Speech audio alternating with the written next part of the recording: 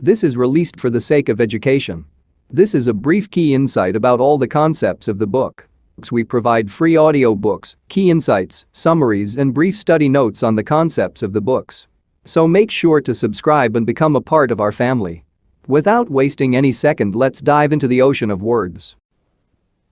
On behalf of Cybervision Systems, I would like to welcome you to one of the most beneficial and powerfully effective personal achievement programs you will ever experience. The Neuropsychology of Self-Discipline, the Master Key to Success.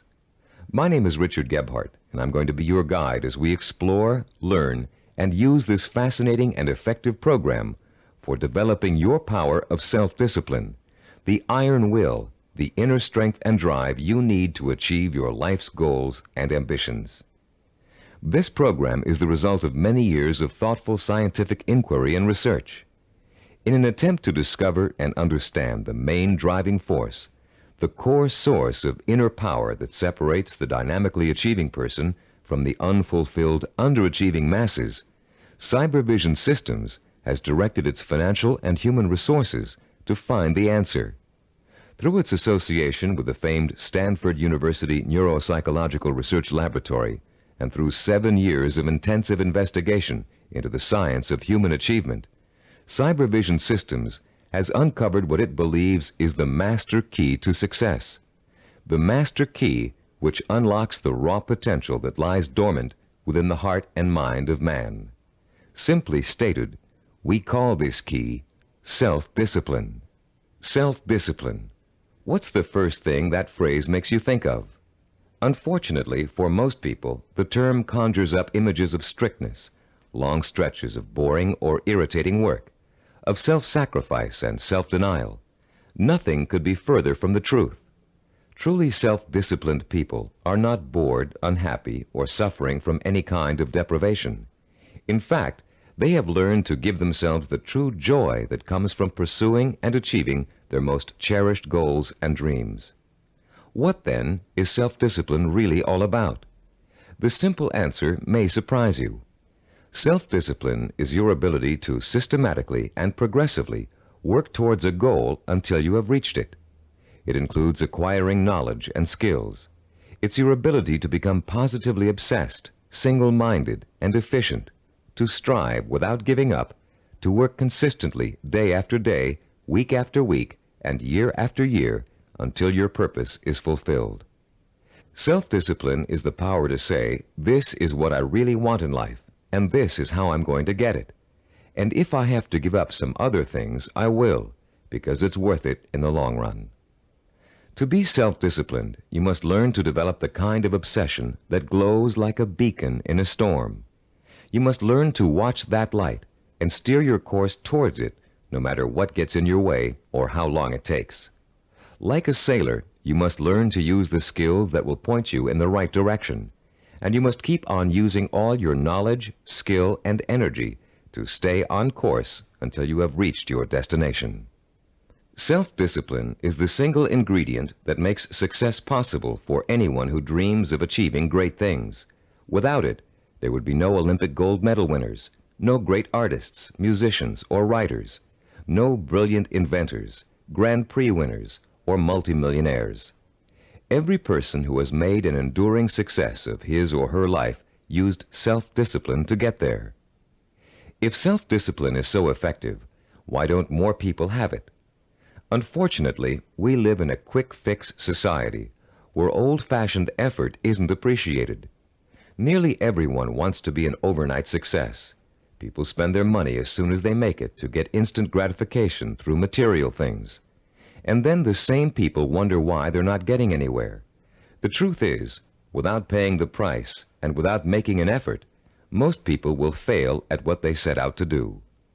It takes years of hard work and discipline to master a skill or craft, years of putting in 7-day work weeks to build a business from scratch into a multi-million-dollar operation, years of schooling and internship to get a medical degree and start a doctor's practice, and years of tempering and seasoning to become a prima ballerina. We all greatly admire successful artists, business people, and doctors, among others. But how many of us are willing to put in the years of work it took for these people to get where they are.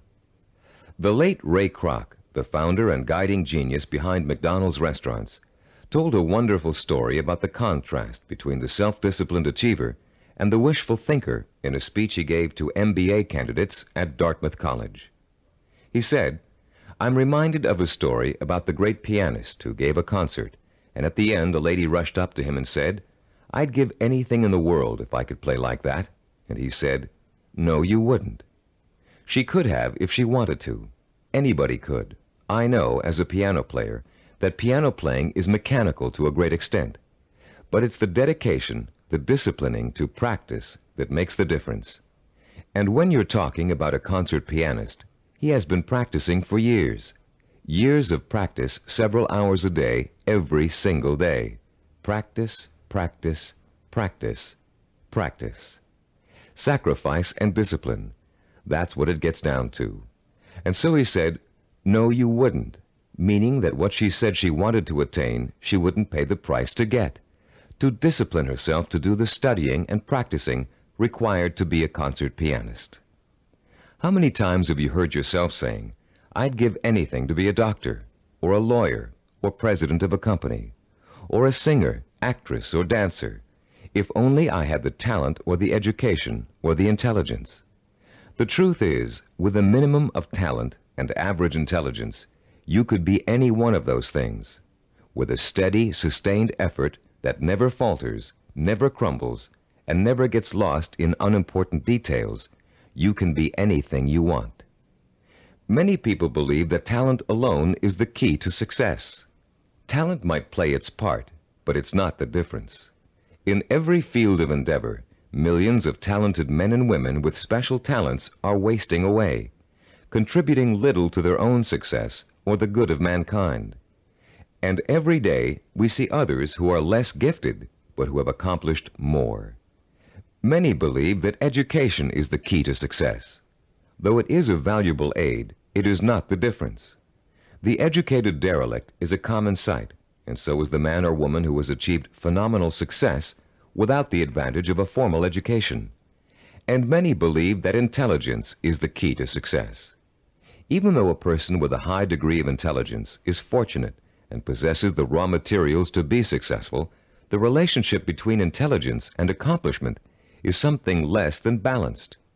Every day we encounter highly intelligent people who barely get by, and their opposite number, men and women of average intelligence, but superior achievements. The one quality which sets one man apart from another, the one key which lifts one to every aspiration, while others are caught up in the mire of mediocrity, is not talent, formal education, nor intellectual brilliance. It's self-discipline. With self-discipline, all things are possible. It's the closest thing you could have to a wish-granting fairy godmother. Without self-discipline, even the simplest goal can seem like the impossible dream. In America today, the greatest cause of failure is the lack of self-discipline. Lacking self-discipline, millions of American dreams turn to ashes. With lofty visions of success, many people don't know that it takes more than wishful thinking, shortcuts, gimmicks, and get-rich-quick schemes to achieve excellence. Somehow, most people have lost sight of the age-old truth that anything worthwhile achieving takes time, organized, persistent effort, and more time. As you look around you, you'll see the many obvious fruits of the undisciplined mind: poverty, unhappiness, and drugs, the social cancer of a quick-fix society. But it is the not-so-obvious, more subtle effects of the lack of self-discipline that we address here, the raw power and potential of talented and intelligent people that lies dormant, unchanneled, and wasted, untapped and unfocused because of the inability of these people to commit and mobilize themselves to a course of consistent action. The lack of self-discipline is the #1 killer of achievement in America. Successful people have one thing in common. They set their sights on a goal and work every hour of every day towards reaching it. They learned what they needed to do to reach that goal, and they found a way to do it. If it meant taking on an extra job, they took the job. If it meant going to school at night, they attended evening classes. If it meant working countless hours 7 days a week, they worked the hours. If it meant relocating themselves and their families, they moved. Success consists of self-discipline, and self-discipline consists of doing whatever you have to do for as long as you have to do it to get where you want to be. If you truly want to seek your fortune, you must develop the inner strength to relentlessly pursue your vision day after day, week after week, month after month, year after year, until it becomes a reality. And it will become a reality. Stop and think about all the things you wish you'd accomplished, the things you know you could have accomplished if you'd only had the self-discipline to pursue them. Would you have gotten more education? Practiced and practiced at your favorite sport until you had a chance of becoming a pro? Learned to read and write music and play an instrument? Study engineering so you could design and sell the ideas you're always dreaming up? Actually, there are things you've accomplished through self-discipline way back in your childhood. Just think, how long did it take you to learn how to walk? For how many weeks and months did you struggle to stand upright? How many bruises did you get from falling down? And how many times did you pick yourself up and try again? You learned to walk because, as a toddler, you became obsessed with learning to walk. You were determined to learn, no matter how hard it was at first or how long it was going to take. Every step you took was a small victory, and every time you fell down, it was just an excuse to start all over. Children are naturally self-disciplined because children believe that everything is possible. Children don't say, "I can't do it." Children say, "I want to do it." When you want something badly enough, and when you believe in it strongly enough, self-discipline will get it for you. Self-discipline is the most powerful tool you own for bridging the gap between wishful thinking and real fulfillment. Without it, you can only stare, as author Amy Gross says, like a window shopper at the good things of life and shrug and move on. You can have those good things by developing the self-discipline to achieve them. What do you want that you're willing to pay the price for? What means so much to you that you'll spend weeks, months, or years pursuing it? Start thinking about your most cherished dream, because with the power of self-discipline, you're finally going to be able to achieve it, and this program will teach you how. The neuropsychology of self-discipline, your master key to success, will show you how to take the raw materials you already possess, your talent, intelligence, strength, and motivation, and turn them into the assets you need to achieve your life's goals. You'll learn how to gain the knowledge and skills that will set you on the path to success.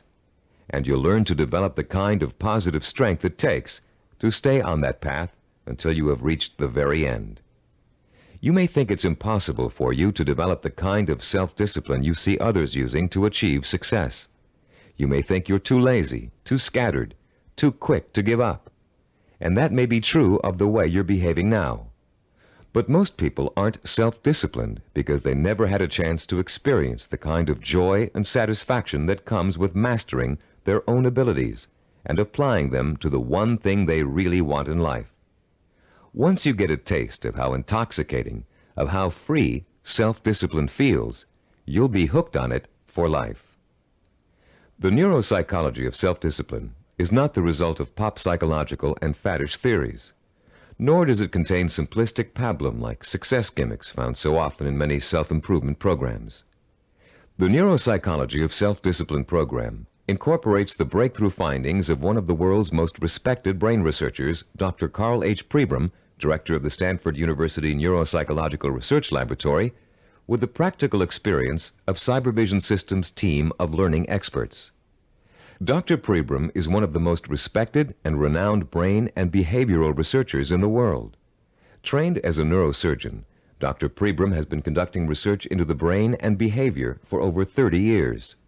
His pioneering work and discoveries have led to his being called the father of neuropsychology. Besides his responsibilities at Stanford, Dr. Pribram also serves as the Director of Advanced Research for Cybervision Systems. The neuropsychology of self-discipline incorporates two of Dr. Pribram's revolutionary discoveries. The first is his finding that our behavior is governed by images of achievement, and that without these images, we cannot mobilize and motivate ourselves to achieve our goals. The second is Dr. Pribram's discovery of how the human brain forms visual and sensory images and how these images affect our emotions, our power to commit ourselves to a course of action and see it through to the end with excellence through perseverance and persistence. Dr. Pribram's cutting-edge work lets us understand for the first time the relationship between thinking, sensing, motivation, and behavior. And by collaborating with Dr. Pribram, Cybervision Systems has been able to develop a powerful technology that enables you to harness your own mental processes and motivate yourself to develop the kind of iron will that will carry you through thick and thin to achieve your goals, achieve them well and completely, and enjoy the journey every inch of the way. You don't have to be a scientist to understand, apply, and benefit from these principles. All of the complex research, development, and testing has already been done for you. We've turned Dr. Pribram's research results into a simple but powerful technology anyone can use to learn the beauty and joy of true self-discipline. Your Neuropsychology of Self-Discipline program centers around 3 points of organization. First, in Session 2, you'll be introduced to a description of 10 characteristics of goal-achieving, highly disciplined people. Countless hours of research and interviewing went into gathering this information, all to discover the tools these people used to develop and exercise their powers of self-discipline. These characteristics will become a model or benchmark that you will strive to incorporate into your life. By keeping these characteristics close in mind, you'll have an achievable ideal against which you can measure your own behavior and habits as you strive to acquire and make permanent the skill of self-discipline. The second crucial section of this program is what we call the Knowledge and Information section. In Session 3, you'll be systematically guided through the easy-to-understand and learn principles of Cybervision's power of self-discipline. You'll learn once and for all that the power of self-discipline is the master key to your success. Not only will you learn why, but you'll thoroughly understand, in depth, the power principles of self-discipline. The third, and to you the most important section of the program, is what we call Action and Implementation. In Sessions 4 through 10, you'll begin the actual process of becoming self-disciplined, of developing the core skills that will enable you to achieve anything and everything you desire. You'll start by learning how to determine exactly what it is you want to achieve in your life. You'll then learn how to select role models who have already achieved what you desire to achieve and learn patterns of success from them. You'll discover how to transform those desires into emotion-provoking imaginary blueprints, sensory images rich in sight, sound, touch, taste, and smell, images that excite and stimulate your emotions. You'll learn how to overcome the poisonous doubt that gnaws deep within you as you dwell and reflect upon your chances for success. You'll learn how to determine the knowledge and skills you need to achieve your desire and how to plan your time so that you can progressively achieve your goal over a sustained period of time. And you'll discover the principles of persistence, how to break through the barriers of time, how to keep going no matter how difficult, painful, or tiring it may be until your dream is realized. Once you have mastered the principles of self-discipline, you'll discover that nothing, literally nothing, is impossible for you. You will feel like a lean, hungry lion who has just been set free from temporary captivity, proud, aggressive, and equipped with the instincts and tools of survival. Included with this program is a personal study guide. It was designed to assist you in mastering the materials and applying the techniques contained in the audio cassettes. Use it well, for it will help you every step of the way in developing the power of self-discipline. Before you go any further with the audio cassettes, please read the introduction in the study guide. Complete the written exercises for this session, Session 1. Then prepare yourself to listen to Session 2 by first reviewing the background information on Session 2 in the study guide. By following the principles of this program, you will, for the first time in your life, be able to achieve whatever it is you desire and accomplish it with the pride of excellence. Talking about success is one thing. Anybody can do that. Achieving it day by day month by month, and year by year is another. That's what you're going to learn in this program. How to do it. Behind every great achiever, there's another achiever. It may be someone close to home, a parent, teacher, or friend. It may be someone who's currently famous. Or it may be a historical or mythological figure. There are probably many young cadets at West Point and Annapolis today who secretly dream of someday repeating the astonishing feats of General George S. Patton, the legendary World War II hero. Yet Patton himself attributed his success on the battlefield to great military leaders of the past. From early childhood, one of his favorites was Alexander the Great, the young Greek ruler who nearly conquered the world over 2,000 years ago. Fascinated by Alexander's repeatedly successful conquests and his dashing personal style, Patton read everything he could about the ancient warrior. Soon he came to know Alexander intimately, his personality, his leadership style, his way of thinking and solving problems, his military strategies. And finally, Patton got to the point where he could think like Alexander the Great, act like Alexander the Great, and get results like Alexander the Great. When he planned his battle strategies, Patton used tactics that followed along the lines of Alexander's greatest military achievements, and they worked. Patton was so successful in battle after battle that the Germans considered him to be the Allies' greatest weapon. Patton had Alexander the Great and his own disciplined personality to thank for his success. But Alexander himself had someone else to thank for his own brilliant military maneuvers. Alexander drew his inspiration from the mythical Greek god Hercules. After studying everything that had been written and that was known about the mythical god of courage and strength, Alexander began to pattern his thinking, personal style, and actions after him. There are countless other examples of the great learning from the great. Baseball champion Babe Ruth was once asked how he developed the hitting style that made people call him the king of the home run hitters. Ruth replied that he had simply studied and copied the greatest hitter of his time, a player called Shoeless Joe Jackson. Most, if not all, great achievers draw their inspiration, their style, and their strategies from role models. How much we eventually achieve in life may well boil down to one simple ingredient: the quality of the models we choose to emulate. All human behavior begins with models.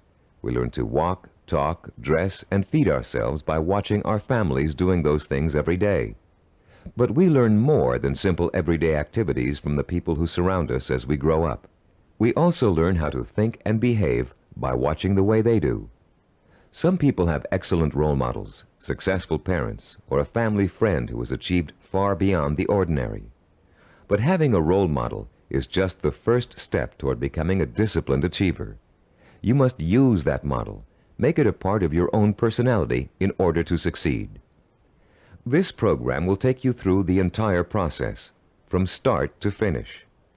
In this session, you're going to start by being given a role model of your own, a model of the disciplined, motivated achiever.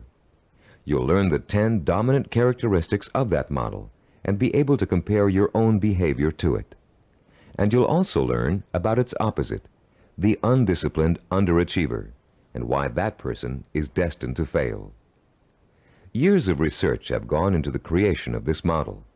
Cybervision has studied people who have been successful in business, education, science, the arts, and other fields. These people were tested for the possible presence of dozens of characteristics and attitudes. And when all was said and done, Cybervision found 10 qualities that were common to every one of them. Understanding the characteristics of the highly disciplined achiever can be as inspiring to you as Alexander the Great was to George Patton. Together, they will form a living, breathing picture of the type of person who is highly self-disciplined and who gets things done. With this picture in front of you, you'll have a model to pattern your own behavior after, and you'll be able to begin to reshape your life along rewarding, achievement-oriented lines. As you listen to these 10 characteristics, compare your own behavior to each one. The idea isn't to become discouraged because you're not living up to an ideal. Rather, concentrate on rating your strengths and weaknesses so you'll understand from the beginning what areas you need to work on the most. Recognize that, as a Chinese philosopher once said, the journey of 1,000 miles begins with a single step. You've already taken that first step by acquiring and beginning to use this program. Now, let's discuss the 10 characteristics common among highly disciplined achievers. The first characteristic of a self-disciplined achiever is a strong, well-defined sense of purpose. The self-disciplined person knows precisely what he or she wants and will go for it, even if it means sacrificing other things in life to get it. Take Norwegian explorer Roald Amundsen, for example. In 1887, when he was a boy of 15, Amundsen read the story of Arctic explorer Sir John Franklin. He was so inspired by Franklin's adventures that he secretly resolved to dedicate his life to polar exploration. And since no man had yet physically found the South Pole, Amundsen set his sights on being the first. His mother had other ideas. She wanted her son to be a doctor and insisted that he attend medical school. At first, Amundsen gave in, but then, unhappy and frustrated, he quit school, joined an exploration party, and went to sea. Amundsen spent years apprenticing in the treacherous Antarctic. It was hard physical work, and there was a lot to learn. He studied nautical techniques until he became a master sailor, and then he began to organize his own expeditions. 24 years after Amundsen chose his goal, he succeeded in achieving it. In 1911, he became the first man to find the South Pole. Contrast Amundsen's single-minded pursuit with the profile of a person who isn't sure what he or she wants to accomplish. The purposelessness personality drifts through life uncertainly, always searching, never finding. This is the type of person who changes jobs, leaves relationships, and starts projects but never finishes them. It's someone who never stays with anything long enough to become successful at it. People today are becoming more and more afraid of commitments. They're afraid of committing themselves to one career. They're afraid of committing themselves to one relationship. They're even afraid to commit themselves to staying in one place for very long. They talk about leaving their options open. Ironically, these people are very much committed to failure, because without a sense of purpose, they can't apply themselves to any one thing, and without applying themselves, they can never succeed. Look around you, and you'll see 40-year-olds and 50-year-olds who are still jumping from job to job, from relationship to relationship, always searching for an answer somewhere. They'll never find it. The second characteristic of the self-disciplined person is that he or she seeks out and uses positive role models, often called mentors. Patton found and learned from Alexander the Great. Roald Amundsen got his inspiration from Sir John Franklin. To be self-disciplined, you must find a mentor who can inspire you with his or her own example of discipline. This person will instill you with a sense of real possibility, the belief that if he can do it, so can I. The person who has no self-discipline tends to identify with and tries to emulate people whose values are quick fix. The undisciplined think success can be achieved through gimmicks, luck, or who you know. For this reason, they actually distrust and resent the truly successful. They cannot bring themselves to admit that it takes hard work and consistent effort to reach a lifelong goal. Rather than working to get their own lives in order, these people blame their lack of success on bad breaks. They will always have bad breaks until they give themselves a break. The third quality that distinguishes the self-disciplined person is the strength of his or her imagination. Self-disciplined people use a goal-setting technique called sensory vision. Robert Kennedy's immortal words explain it very well. Kennedy, himself a highly disciplined achiever, said, "Some men see things as they are and ask, why? I see things as they could be and ask, why not?" The key to developing this kind of vision is learning to use your imagination in a clear, creative way. Once you've decided on a goal, you must learn to visualize the outcome with strongly detailed, sensory-rich images. You must learn to clearly imagine the rewards of success through sight, sound, touch, taste, and smell. The French have an expression, déjà vu, which means already seen. The self-disciplined, when they reach their goal, have this sense of déjà vu, because they have already been there thousands of times in their imaginations. You can be sure General Patton knew what victory felt like long before he fought his first battle. And for Roald Amundsen, reaching the South Pole must have felt like a homecoming. The great film director Alfred Hitchcock said that the actual process of directing a film was almost anticlimactic for him. By the time production started on each of his films, he had already visualized every single frame and every single camera angle so clearly in his own imagination that making the movie consisted of just going through the motions. Hitchcock began each project with a template of what he wanted clearly and firmly set in mind. Those who lack self-discipline also lack vision. They have only the vaguest images of goals they might, maybe, someday want to achieve. These people are quite capable of creating sensory-rich visions, but unfortunately, they tend to apply those visions to scenarios of failure rather than success. The fourth quality exhibited by the self-disciplined individual is what we call a positive sensory orientation. Achievers dwell on their own past accomplishments as proof of their ability to succeed. They won't admit to failure. In fact, it can truly be said that they don't know the meaning of the word failure. If things don't first turn out as planned, they just chalk it up to experience and keep on working toward their goal. Self-disciplined people are so eager to learn that they feel every bit of life experience just brings them closer to achieving success. They're not afraid to try new approaches if old ones don't work anymore. They never lose sight of their goal, but they're open to more than one way of achieving it. And this kind of positive attitude ensures that they will. Those who lack self-discipline waste precious time and energy dwelling upon past failures. Through a vicious cycle of negative reinforcement, they use those perceived failures as an excuse not to try again in the future. They develop a fear of failure, a fear of making the effort, and failure generates failure. If you're convinced you can't do something, you won't be able to do it. The characteristics we've discussed so far all add up to a quality called self-assurance.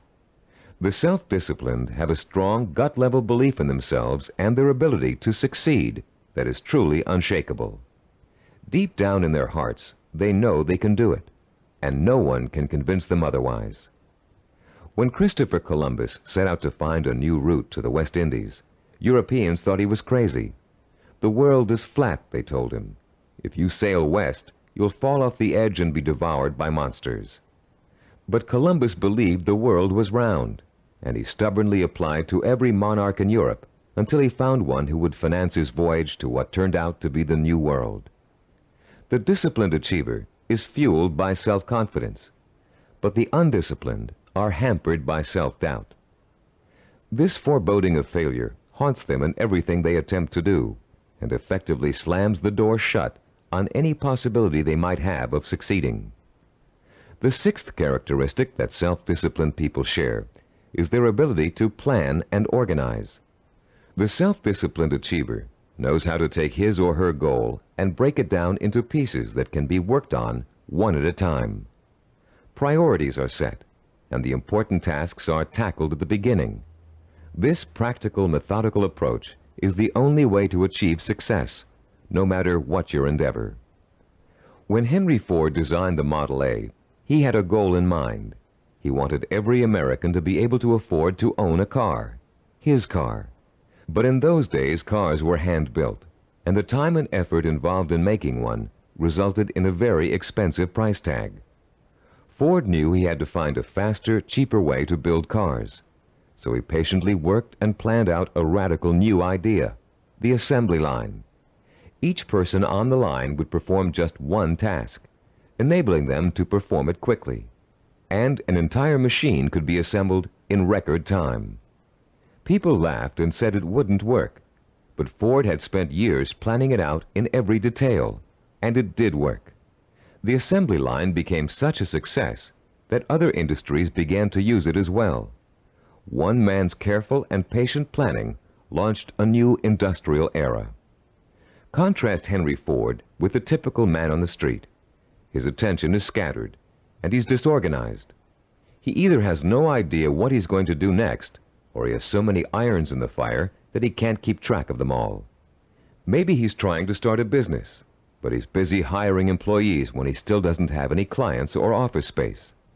Maybe he's decided to switch careers, but he's already planning how to spend all the money he's going to make, even though he's going to need 4 more years of schooling before he can begin to practice his new career. This type of person is wasting time and energy.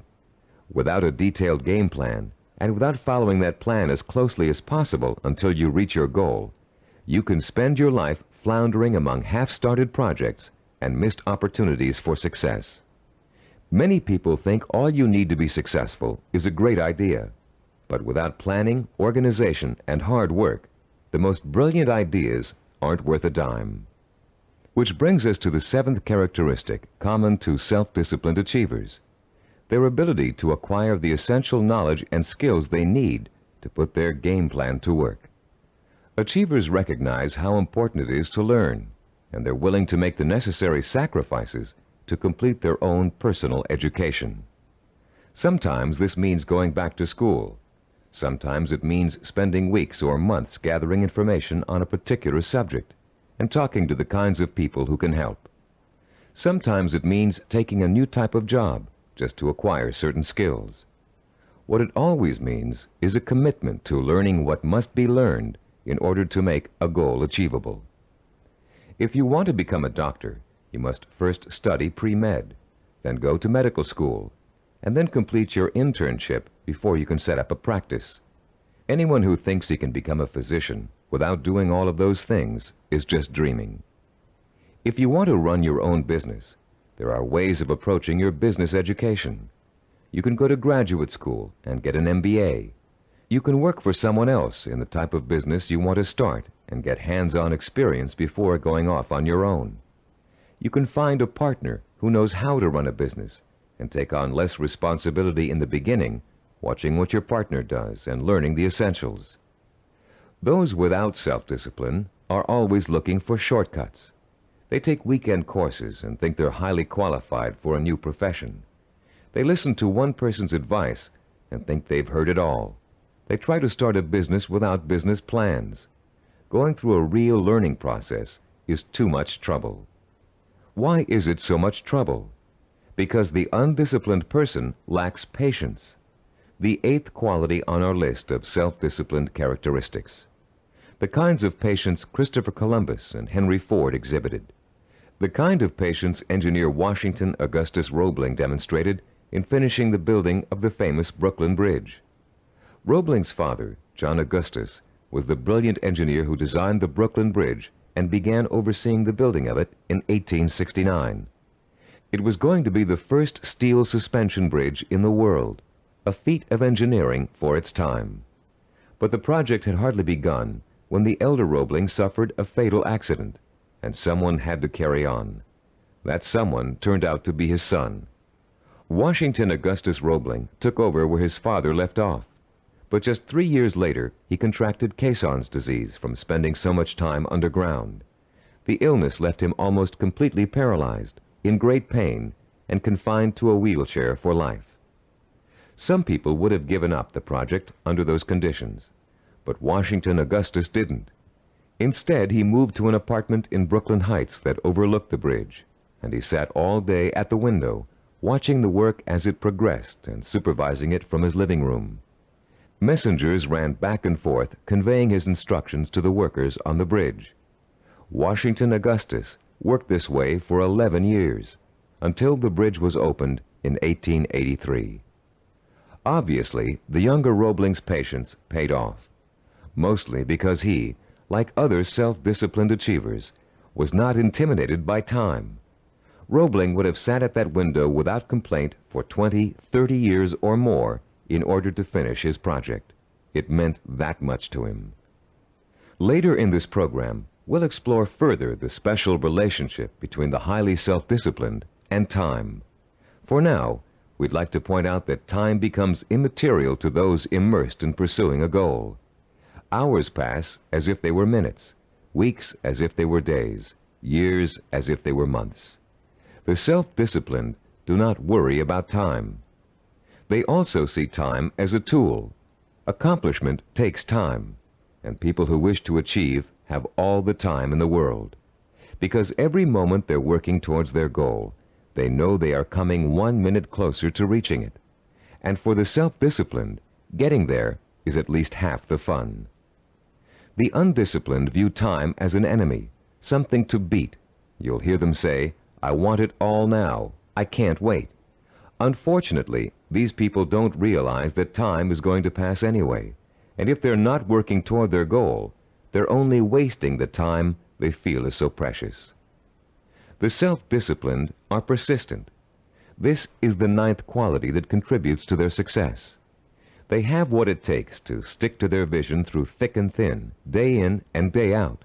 They don't give up in spite of rejection, hardship, setbacks, or other people's opinions. They are relentless in their pursuit of their own dreams and goals. The self-disciplined are actually very stubborn. They succeed against all odds. When they get discouraged, they draw new inspiration and motivation from their sensory-rich visions of success. And that's enough to fuel their emotional drive to keep on making the effort.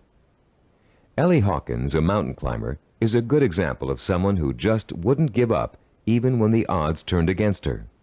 She set out to climb a particularly difficult face of Yosemite's treacherous El Capitan. Ellie undertook this climb to prove that dyslexia, a learning disorder from which she suffers, can be beaten. In the middle of the climb, Ellie slipped and suffered a rope burn on her left hand that was so bad she almost lost complete use of the hand. She could have stopped there, but she didn't. What started out to be a 6-day climb turned into a torturous 8-day ordeal as Ellie worked with one hand, holding her wounded arm above her head to lessen the pain. Ellie reached the top and immediately announced plans to tackle another very difficult climb. No one doubts that she'll do it, because she has the hallmark of a disciplined achiever. The undisciplined are easy quitters. They give up when the going gets rough. They're more interested in having a good time than in working. Even worse, they find it impossible to have a good time when they are working. This brings us to the 10th and last characteristic of the self-disciplined achiever: the ability to experience pleasure while working to achieve his or her vision. These people are excited by their goals and become easily engrossed in the work it takes to get there. They're interested in learning, they enjoy acquiring new skills, and they have a good time while they're pursuing their ambitions. To the highly disciplined, there's no such thing as work. Their work becomes their life and their main source of pleasure. When they become successful, you often hear them say, "I can't believe I'm getting rich doing this. It's so much fun." And most of them would keep doing what they're doing, even if they weren't making money at it. To the undisciplined, work is the stressful, painful, boring part of life that must be tolerated between periods of pleasure. These are the people who live for the weekend, who are willing to work only because it gives them the disposable income they can spend on fun. And these are also the people who don't want to put in overtime or take work home unless they're being paid extra for it. If taking on more work will only get them a promotion or a crack at a better job, they won't do it. Now that we've identified the 10 qualities common to all self-disciplined achievers, we'd like you to begin comparing yourself against the model characteristics we just discussed. This self-assessment will give you a good idea of your own strengths and weaknesses. After you've finished listening to this session, turn to page 11 of your study guide and follow the instructions for using the personal assessment form you'll find there. Let's summarize the characteristics of self-disciplined achievers. First, they have a strong, well-defined sense of purpose. They know what they want. Second, they seek out positive role models for inspiration and learning. Third, they use sensory-rich visions and a vivid imagination to set the stage for their own achievement. Fourth, they have a positive sensory orientation. They expect to succeed rather than fail. Fifth, they have a deep-rooted belief in their ability to achieve. They are immeasurably self-assured. Sixth, they have the ability to plan and organize.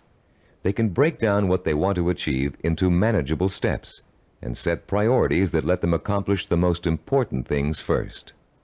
Seventh, they know how and when to acquire essential knowledge and skills. They're not intimidated by the thought of having to learn something new. Eighth, they have patience. The passing of time doesn't bother them. They'll keep working toward their goal for as long as it takes. Ninth, they persevere. They're stubborn and they don't give up, even when the going gets rough. 10th, they view work as pleasure because work is bringing them closer and closer to the realization of the goal that will be their final reward.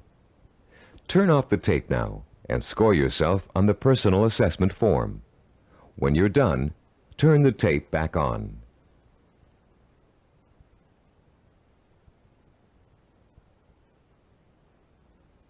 Welcome back. We hope you're not too discouraged by an honest assessment of where you stand now in terms of self-discipline. Remember, you've already taken the first steps toward making a positive change in your life, and you will experience that change by the time you've finished this program. Nothing will be impossible for you once you develop and harness this inspiring and enduring power of self-discipline. And, as you'll soon find out, self-discipline is not so difficult to develop as you might think. As a matter of fact, using this program is going to be your first exercise in acquiring it. Already, you're on your way. In the next session, we'll explore the power behind the characteristics we've just discussed. You'll learn why they're so important in developing self-discipline and what they can do for you once you have them. And you'll be further along the road toward understanding and developing the one characteristic that will give you the power of success. After completing Session 2, you should now have a clear picture of your strengths and weaknesses as compared to the model of the self-disciplined achiever. Perhaps for the first time in your life, you're able to objectively see which of your attitudes and behaviors have been acting as barriers to developing the kind of self-discipline that will enable you to achieve your dreams and ambitions. Now that you have a better understanding of the 10 characteristics of the self-disciplined achiever, we're going to provide you with the scientific foundation for Cybervision's unique self-discipline program.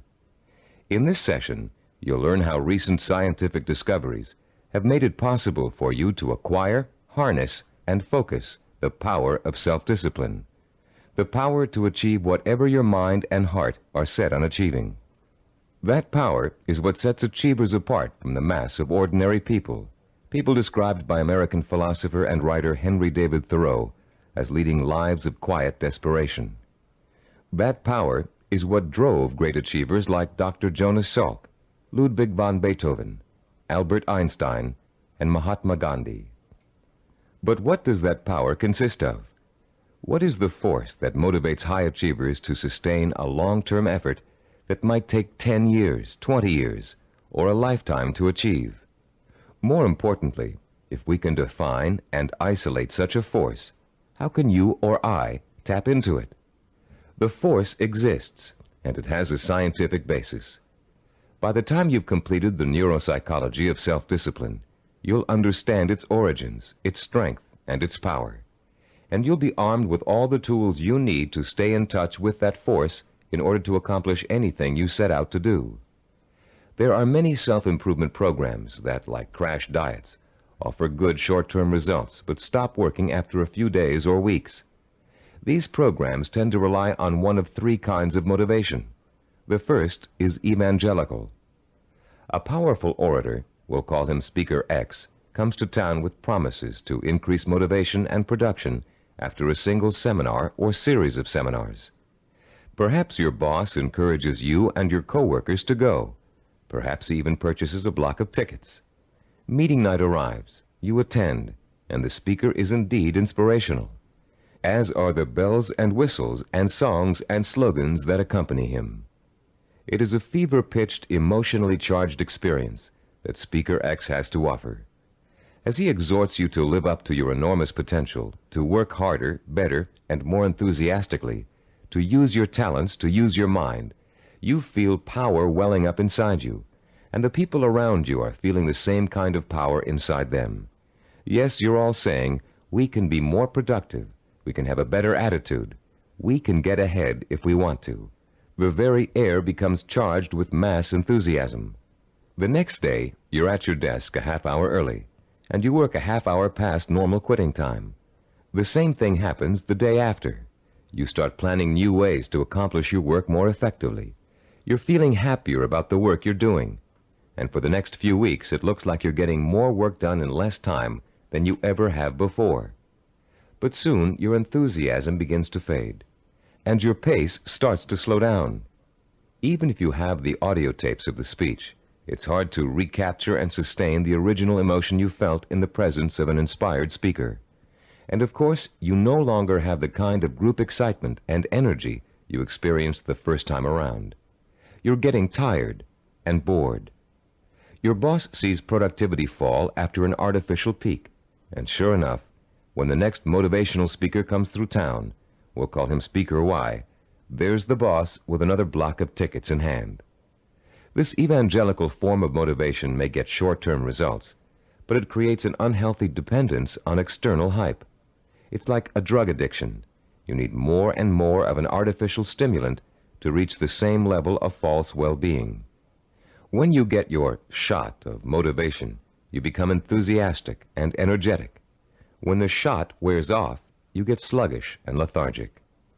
The same problem exists with the second major motivational tool that most self-improvement programs rely on: external rewards, like money, prizes, bonuses for reaching quotas. These are essentially pats on the head from the boss, often desirable pats, but still pats on the head, signals that you've pleased someone else. This method works very well on children. Unfortunately, it tends to create a childlike dependence on outside rewards, even in adults. Like evangelical speakers, this carrot and stick approach produces only short-term results.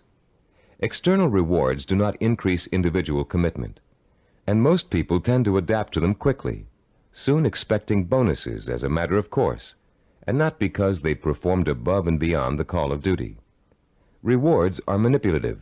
People who give them out are always asking themselves, how can I motivate my staff? The truth is, to be truly effective in the long term, motivation must come from within. The third classic motivational tool is a familiar one: fear. Humorists Carl Reiner and Mel Brooks created a comedy album in the early 60s in which Reiner, as a journalist, interviews Brooks, who plays a 2,000-year-old man. Eager to know about life in the distant past, Reiner asks Brooks, what was the major form of transportation in those days? Brooks replies, fear. Fear transported you. Reiner is puzzled. Fear, he asks? Brooks responds, yeah, fear. You see, an animal would growl, and you would go 2 miles in a minute. It's true, fear is a great motivator.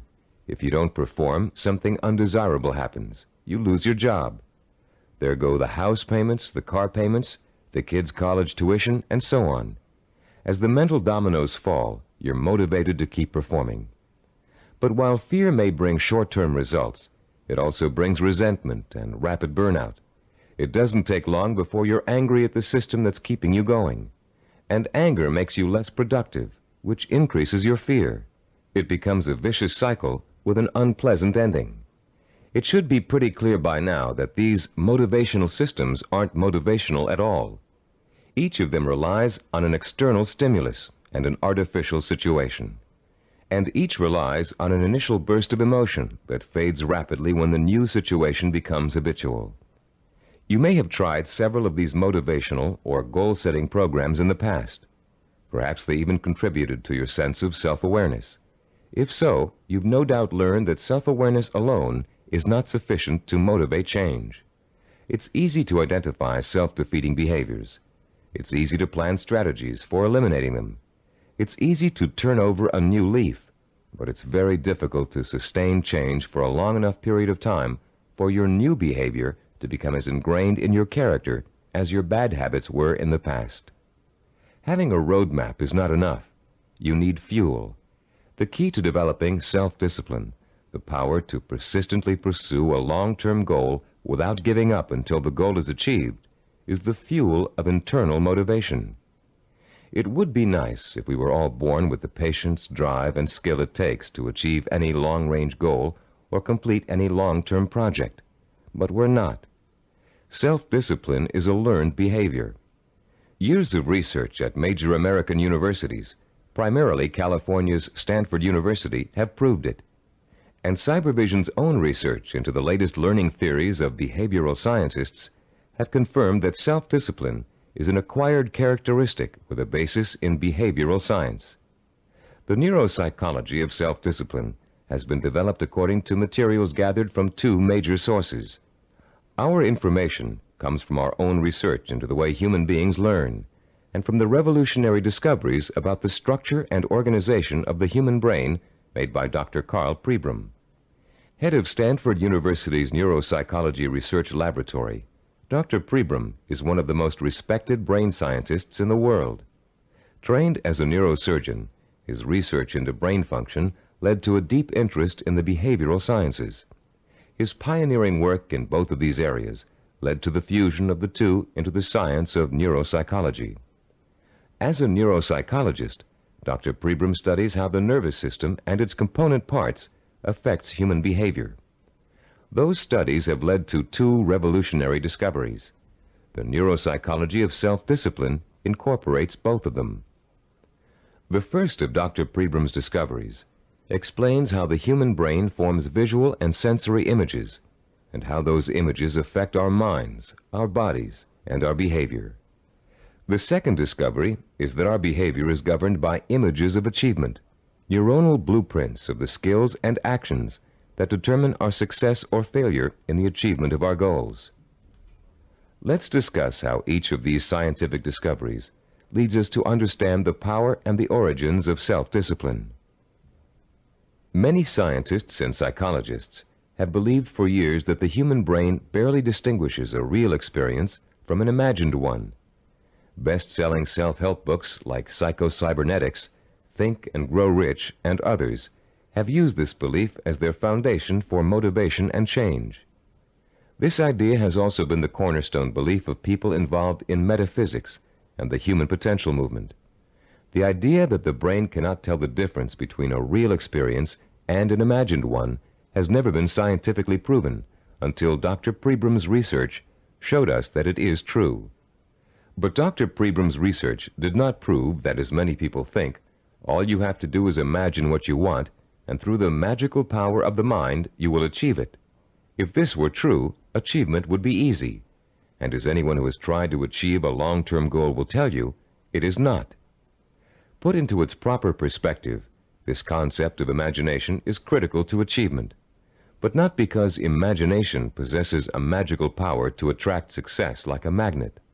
Imagination is critical to achievement because it evokes the power and emotion that stimulates and sustains the drive to achieve. The human nervous system responds emotionally to imaginary images rich in sensory detail, in sight, sound, touch, taste, and smell, as if they were real. In fact, the brain doesn't distinguish between sensory-rich imagination and reality. That's why the sight of a hand reaching for a murder victim on a movie screen can inspire the same terror, the same rapid heartbeat, and rush of adrenaline as a real threat does. You can perform a simple demonstration of how an imaginary image affects the body's responses right now.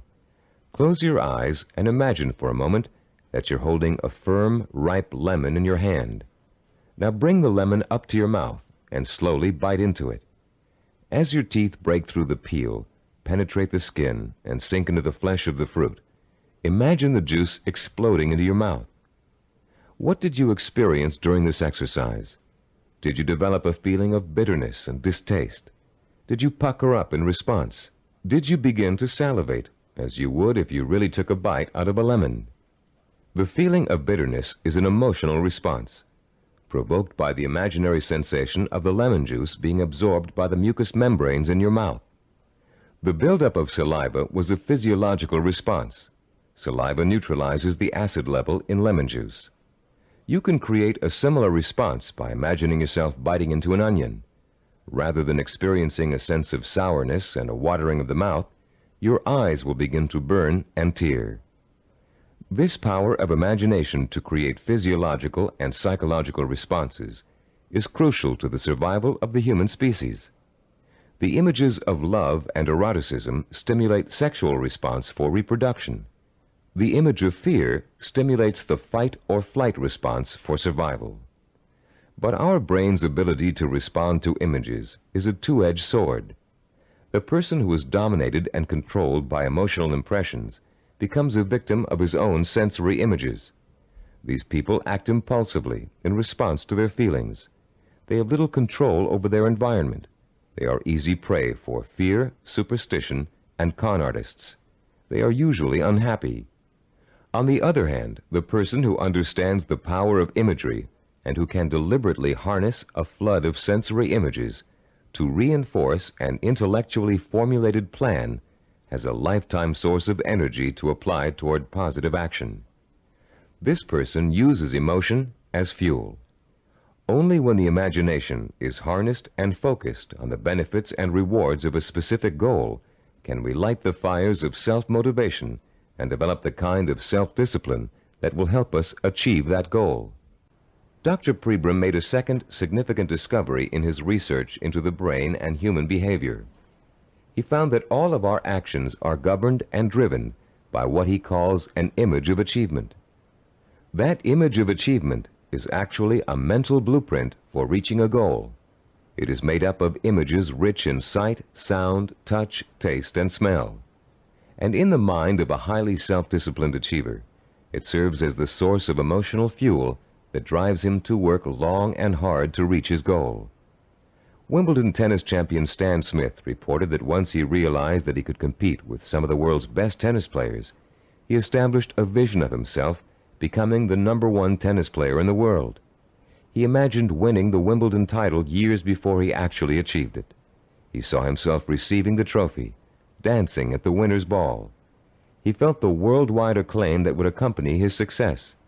He used that vision as an emotional well from which to draw the necessary strength, persistence, and perseverance to spend thousands of hours in practice and competition, developing the skills and experience that would eventually see him to the realization of his dream. Have you ever heard someone say, "I wanted it so bad I could taste it"? That's the kind of stimulus that motivates the self-disciplined achiever. Not only can the achiever taste victory, he can see, smell, hear, and feel it too. After years of research, we now know that such deep, sensory-rich images are the actual language of the brain. Although it is actually far more complex, the brain can be compared to a computer.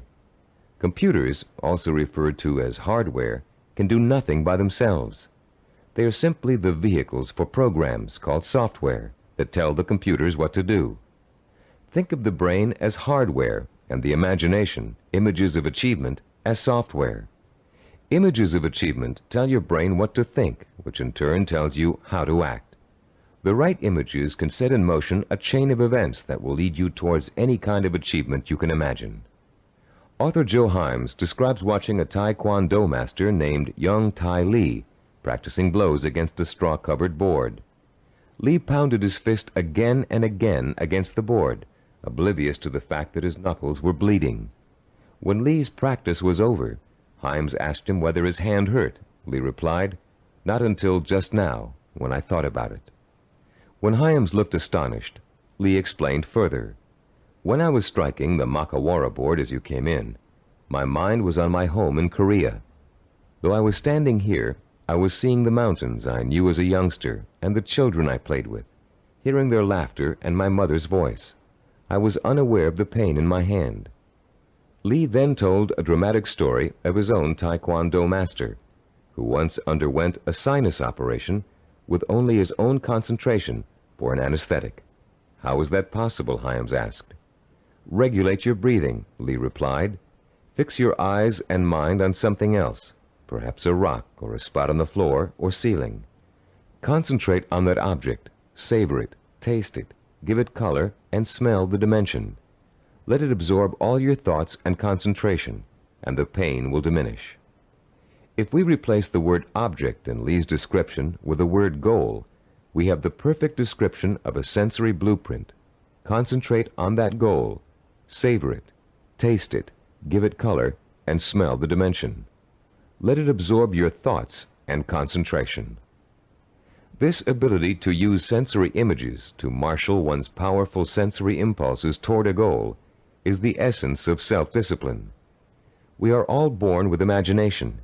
Self-disciplined achievers have learned to use it to achieve even the most seemingly impossible goals. The self-disciplined achiever begins the journey to success with imagination. He asks himself, if I can have whatever I can imagine, what do I want? What is my purpose? When he has defined that purpose, he uses his imagination to create a vision of achievement, a sensory-rich image that will evoke an emotional response so strong that he is driven to action to bring his vision to life. And when he has achieved that goal, he uses his vision to create new goals, for the self-disciplined achiever never stops. He has learned such a powerful method for becoming successful that the pleasure of succeeding has for him become life itself. The self-disciplined achiever also uses imagination to change his goal whenever necessary. As images evoke emotion, and emotion propels him to act, he gets closer and closer to his goal. And the closer he gets, the more his reality changes. When it changes in such a way as to make his original goal either impossible or undesirable, he changes that goal to fit his new reality. The self-disciplined achiever creates a feedback system that ensures that he will never give up, and he will ultimately achieve what he wants. This is where most people fall down. They're working towards a goal, and suddenly circumstances interfere with that goal. They get sidetracked. Then when they try to get back on course, it doesn't work. Because their original goal does not fit their new reality, they think they have failed, and they give up. In the same circumstances, the self-disciplined achiever uses his or her goal visualization as a reality check. If reality suddenly dictates that the original goal won't work, the goal must be altered to fit reality. The achiever has not failed. He or she has set a new course that will lead to success. Take someone who sets out to become an obstetrician. After 4 years of pre-med and 2 years of medical school, our self-disciplined achiever suddenly realizes that she's far more interested in becoming a neurologist. Should she drop out of medical school? Of course not. She'll simply switch her visual blueprint to another field of medicine and change her plans for where she'd like to intern after medical school. She doesn't think of herself as a failed obstetrician. She thinks of herself as a successful neurologist. Or take the businessman who wants to open up a retail store in his neighborhood. During the knowledge-gathering process of talking to other business owners, discussing loans and insurance with bank officers, and looking into buying franchises, he discovers that a retail operation won't really fit his particular talents or expectations. Instead, he realizes he's a perfect candidate for starting a direct marketing company. So he changes his vision and his direction to fit his new goal. For these people, the fire still burns, but the trial and error process of working towards their goal has led them in directions they wouldn't originally have thought to go in, and they will be successful because they're flexible enough to grow and change as their goals grow and change.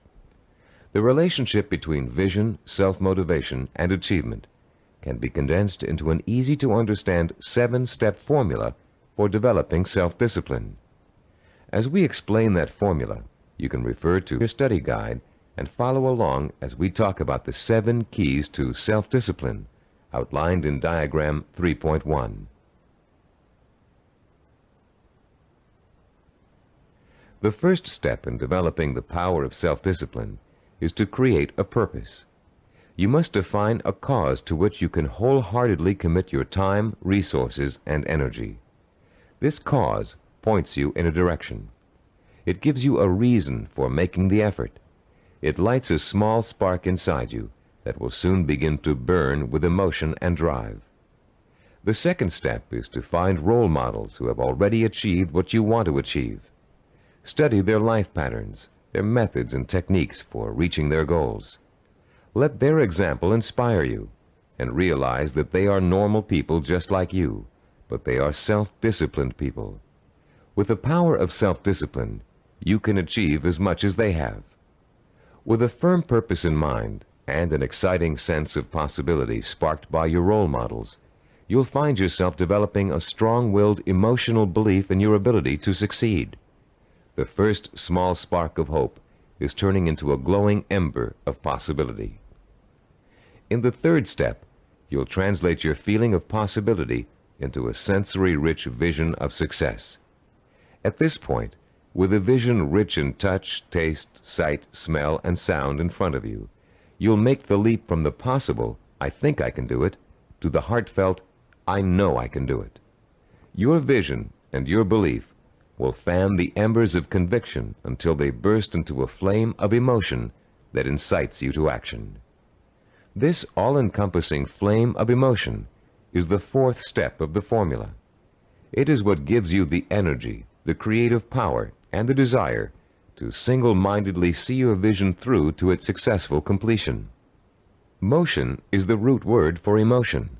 The original meaning of the word emotion is, in fact, a moving, a stirring, an agitation, which is precisely what happens when belief in your goal catches fire.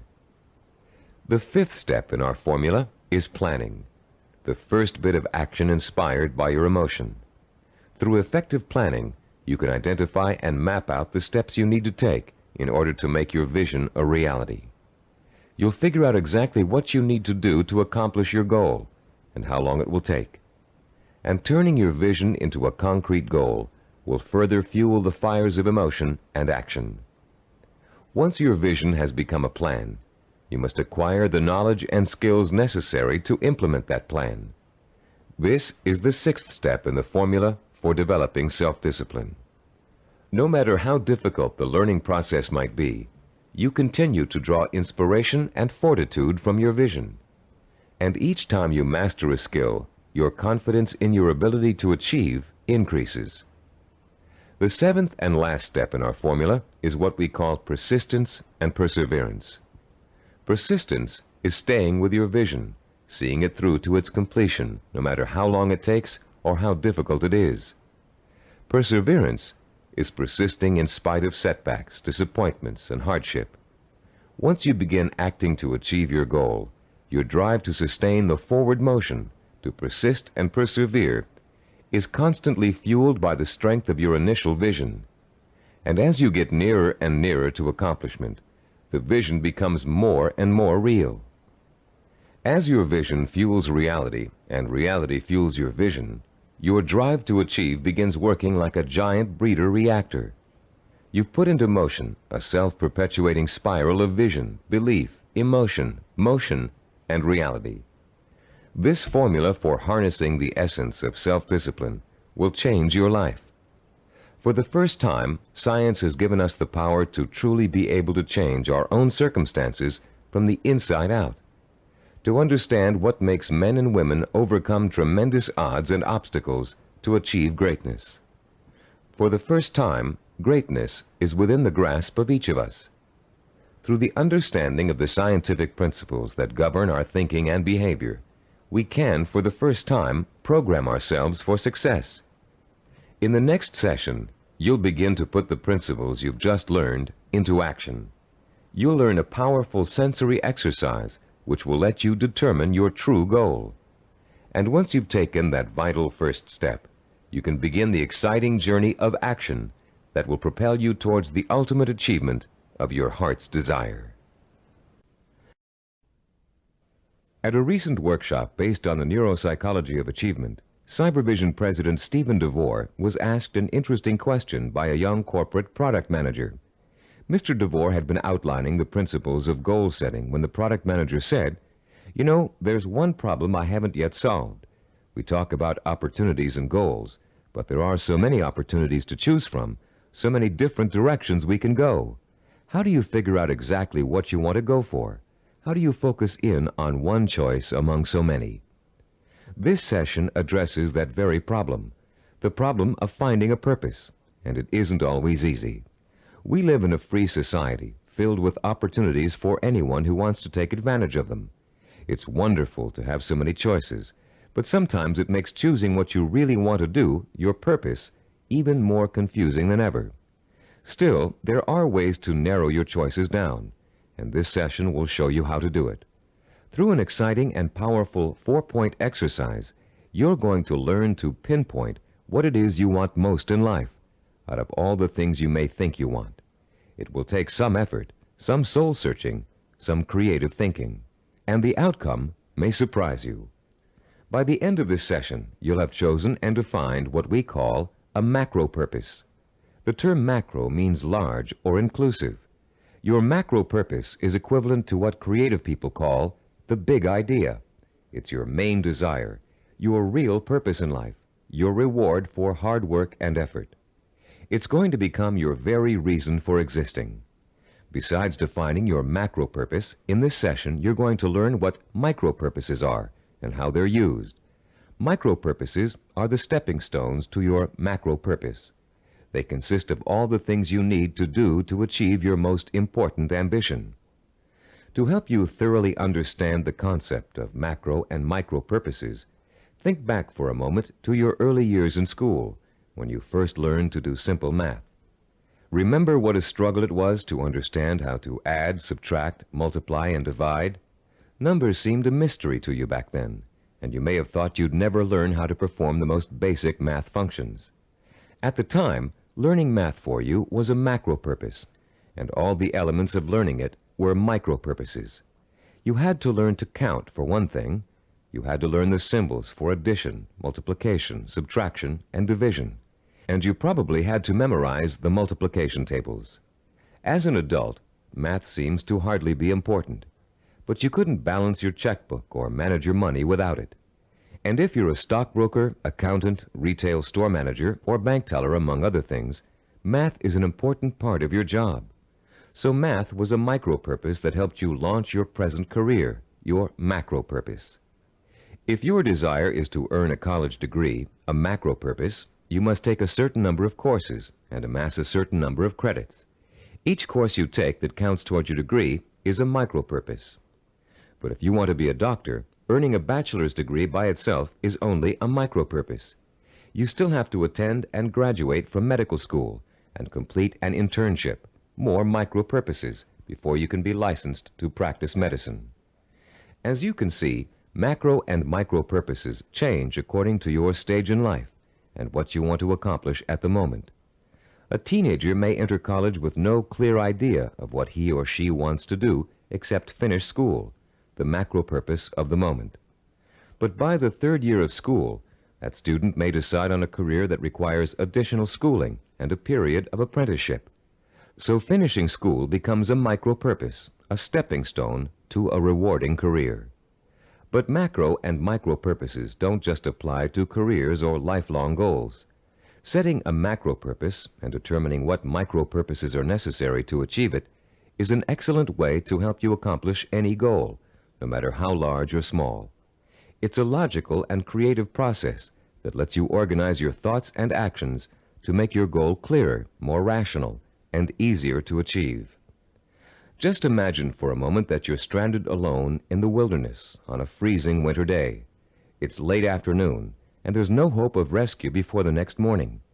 Somehow, you have to figure out a way to survive the bitter cold night, your macro purpose. Your micro purpose is keeping warm, and right off the bat you can think of 3 ways to do this. The first is to put on some more warm clothes, but you don't have any, so that choice is out. The second is to find shelter, but there's none in sight, and you don't have the time or the tools to build anything before nightfall. The third is to light a fire and keep it going through the night. Since the woods around you are filled with dry logs and kindling, this looks like a real possibility. But you don't have any matches, and as for rubbing 2 sticks together to start a fire, it never worked when you were a child, and you doubt that it will work now. There has to be another way. Looking around you for another solution to accomplishing your macro purpose, you notice a sliver of broken glass on the ground, and there's still enough sun left for you to be able to feel its warmth. Picking up the glass, you hold it so the sun's rays can penetrate its surface and focus on a dry stick of wood underneath. In 10 minutes, the stick is burning. But your ordeal isn't over. After the fire is lit, you have to gather enough logs and kindling to last through the night, another micro-purpose. And then you have to force yourself to stay awake all or most of the night to make sure the fire doesn't go out. In the course of this harrowing experience, you've chosen a macro-purpose, staying alive, and defined all the micro-purposes that went into it. And if you succeeded in accomplishing all of the micro-purposes, you also achieved your macro-purpose. You survived. Defining your life's purpose and the steps you must take to achieve it may not be a life and death matter, but the principle works the same way. By the time this session is over, you'll have a macro-purpose, a clear understanding of what to focus your energy, talent, and intelligence on. And you'll be able to light your own inner fire and feed it with a life-enriching, emotionally compelling purpose. And purpose, as we've noted, is the starting point from which self-discipline and achievement spring. Your first step in determining your macro-purpose involves something everybody loves to do: play. You've already learned how important enjoying work is to the highly self-disciplined. To these achievers, work and pleasure are synonymous. Now you're going to get a taste of how easily this can happen. For the next few minutes, I'm going to ask you to work and play as you engage in a process called limitless wishing. Start by closing your eyes and relaxing. Imagine that you're on a beautiful, deserted beach, walking barefoot in the sand. A soft breeze is keeping you cool, and you're enjoying the sound of the waves splashing rhythmically against the shore. As you stroll along the water's edge, you see an object in the near distance that's half buried in the wet sand. The waves splash over its surface, then recede, leaving it exposed to your curious eyes.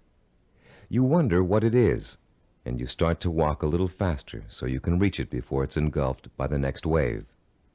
In a couple of minutes, you're standing over it, still not sure what it is. It's metal, somewhat round, and looks like an old lamp. You dig your fingers into the wet sand and pull it out. There's an inscription on the side of the object, but you can't read it clearly. You begin to rub some of the sand away from the oddly shaped letters. Suddenly, the lamp begins hissing, and it releases a cloud of what looks like steam or gas. Frightened, you drop it, but you continue to watch what the lamp is doing out of curiosity. Slowly, before your very eyes, the cloud begins to assume human shape, and soon you're looking up at the largest person you've ever seen. When it speaks, its voice is rich and kind, and its message is amazing. The genie thanks you for releasing him from hundreds of years of captivity inside the lamp, and according to the hospitality of his people, he offers you a reward for helping him. You have only to name 5 wishes, he says, and they will be granted. You can ask for anything, he tells you, as long as it is specific and humanly possible to achieve. At first, you refuse his offer, but as he continues urging you to accept, you begin to realize that no, you aren't dreaming, and yes, you really can have your 5 wishes. The possibilities start dancing before your eyes. Think long and hard about it. What are the things that will turn your life around and make you truly happy? What is it you secretly wish for, day in and day out, every day of your life? Take your time in deciding. This is too important for you to rush over. You may change your mind about your first choices after you've thought about it some more. When you do make your final selections, write each one down in the space provided on page 18 in your study guide. Start each wish with the term, I want, and write it in clear, specific language in the present tense. Turn your tape off now and decide what you will wish for.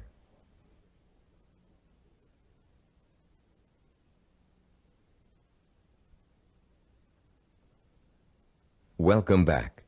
You now have in front of you a list of 5 wishes that your mind and heart told you are the most important things in life to you. Now, with a little imagination, you're going to create a scenario in which each of these wishes is fulfilled. This second step of our 4-part process is called wishful imagining. Close your eyes again and picture, in as much detail as possible, that your first wish has come true. If you wished for a great deal of money, imagine how your life has changed now that you've gotten it. Imagine the kind of house you're living in, the kind of car you're driving, the kind of clothes you're wearing, and what you're eating for breakfast and dinner. Maybe you've got a private plane or a swimming pool, a new career, new friends, or the same friends you have now, but with a new attitude toward you. Try to imagine that you're having dinner or drinks with your best friend, and you're explaining to that friend how your new life feels.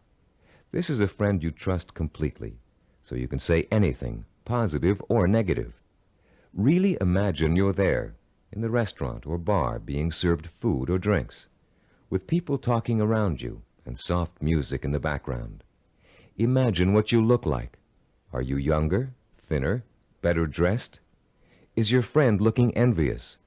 Picture every single detail, down to the season, the location, the restaurant, the plates and glasses on the table. Repeat this process for every one of the 5 wishes you wrote down. And as you imagine each one coming true, pay attention to your emotional response. Are some wishes easier to imagine than others? Did 1 or 2 really make your pulse quicken with excitement? Are there any that felt particularly comfortable, as if you could just walk right into the scenario and feel at home? Which one seemed to draw you in like a magnet? There will be one wish that unmistakably evokes the greatest emotional response in you. That wish will be your final choice, and you'll be ready to proceed to the 3rd step in defining your purpose, the step we call creative biography. When truly accomplished people pass away, they've generally left behind a legacy of achievement in art, finance, politics, or the social sciences. Biographers and historians then catalog those achievements so others can read about them for inspiration. For example, here's the entry on a man named Thomas Arnold from the Britannica Junior Encyclopedia. The text of this biography also appears in your study guide on page 18. The biography reads as follows: Thomas Arnold, 1795 to 1842. Some people are loved without being respected, and others respected without being loved. Arnold of Rugby was loved by many, respected and admired by everyone who knew him. Born at Cowes, Isle of Wight, this great headmaster and scholar was educated at Winchester and at Oxford in England, where he distinguished himself in classics and history. He left Oxford in 1819, and after 9 years of study and writing was elected headmaster of Rugby School. His powerful personality set its mark on the school from the first, and made it great in a new sense. He was very religious, and he inspired his boys with new and more serious ideals of scholarship and life. He found time, too, during the 14 years of his headmastership, to publish sermons, an edition of the Greek historian Thucydides, and a history of Rome. In 1841, he was appointed professor of modern history at Oxford, but died the following year. He was buried in Rugby Chapel, and his son Matthew wrote a beautiful elegy about him on that occasion. Arnold was too forthright to be tactful in his dealings with boys or indeed with grown-ups, but he always won their respect, and often their love, by his high-minded attitude toward life and its responsibilities. This entry can only summarize the lifelong accomplishments of a beloved teacher and respected scholar. But listening to it, you can get a good idea of the purpose which must have guided Thomas Arnold. Here was a man who valued learning, scholarship, teaching, and personal integrity above all else.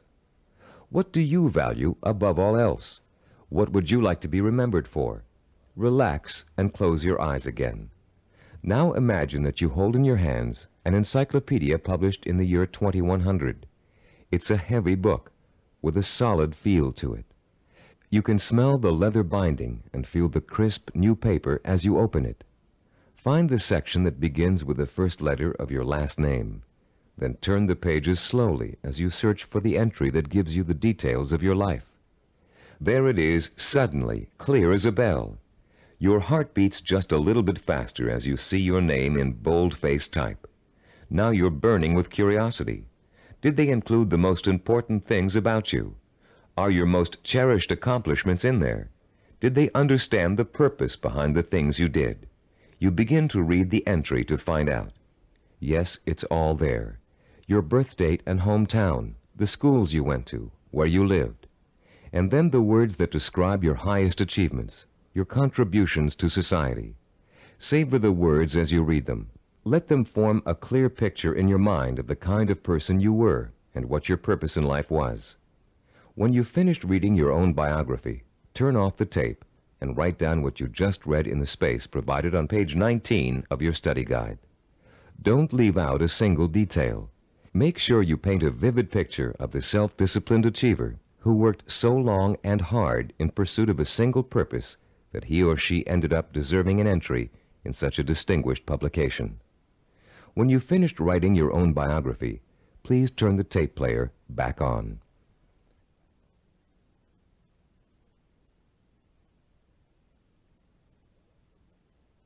Welcome back. Now that you've completed the limitless wishing, wishful imagining, and creative biography exercises, a clear pattern should be emerging. You should now be able to answer the question, what do I, deep in my heart, really want to do? What is my purpose in life? Your fourth step in determining your purpose is writing this, the answer to that all-important question, down. You're now going to compose a personal statement of purpose. But before you do it for yourself, imagine that you're going to do it for someone else, a famous historical figure, for instance. Try George Washington. What do you think his statement of purpose might say? After all, he accomplished a great deal, not the least of which was becoming the first president of the United States. But George Washington never actually intended to become the first president. He was elected because of the kind of purpose he really had. A purpose statement for George Washington might read, I would like to use all my strength, courage, knowledge, and resources to secure liberty and freedom for all my fellow colonists. George Washington was a great statesman and public servant, but there are other kinds of achievers. Amelia Earhart, for example. Even in childhood, she had a definite purpose in mind. It was not to be a famous woman aviator. That came later, as a natural outcome of what she really wanted to do. Amelia Earhart's purpose statement, composed when she was still a child, said, when I grow up, I'm going to have adventures and show the world that women can be as heroic as well as men. A purpose statement can be as general as you want it to be. It can speak of heroism, freedom, social changes, adventure. It's meant to act as a focusing tool, not an actual blueprint for achieving it. You'll learn how to do that later in this program. Turn to page 20 in your study guide and compose your personal statement of purpose. Turn off the tape now while you do it.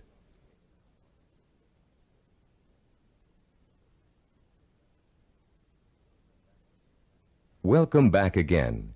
You've come a long way in this session. You've learned to use limitless wishing, wishful imagining, creative biography, and a statement of purpose to narrow down your options and make a final choice about where you're going to focus your efforts. You've just used this four-part process to make a major decision about what you really want to accomplish and achieve in your life. But you can use it again and again, anytime you feel it's necessary, to aid you in making any kind of decision, from the smallest to the most important. This process works equally well for macro and micro decision-making. Whether you know it or not, you're now well on your way to becoming a self-disciplined achiever.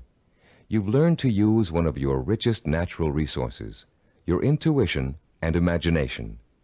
You've discovered what it is you really want to achieve and have written it down as a statement of purpose.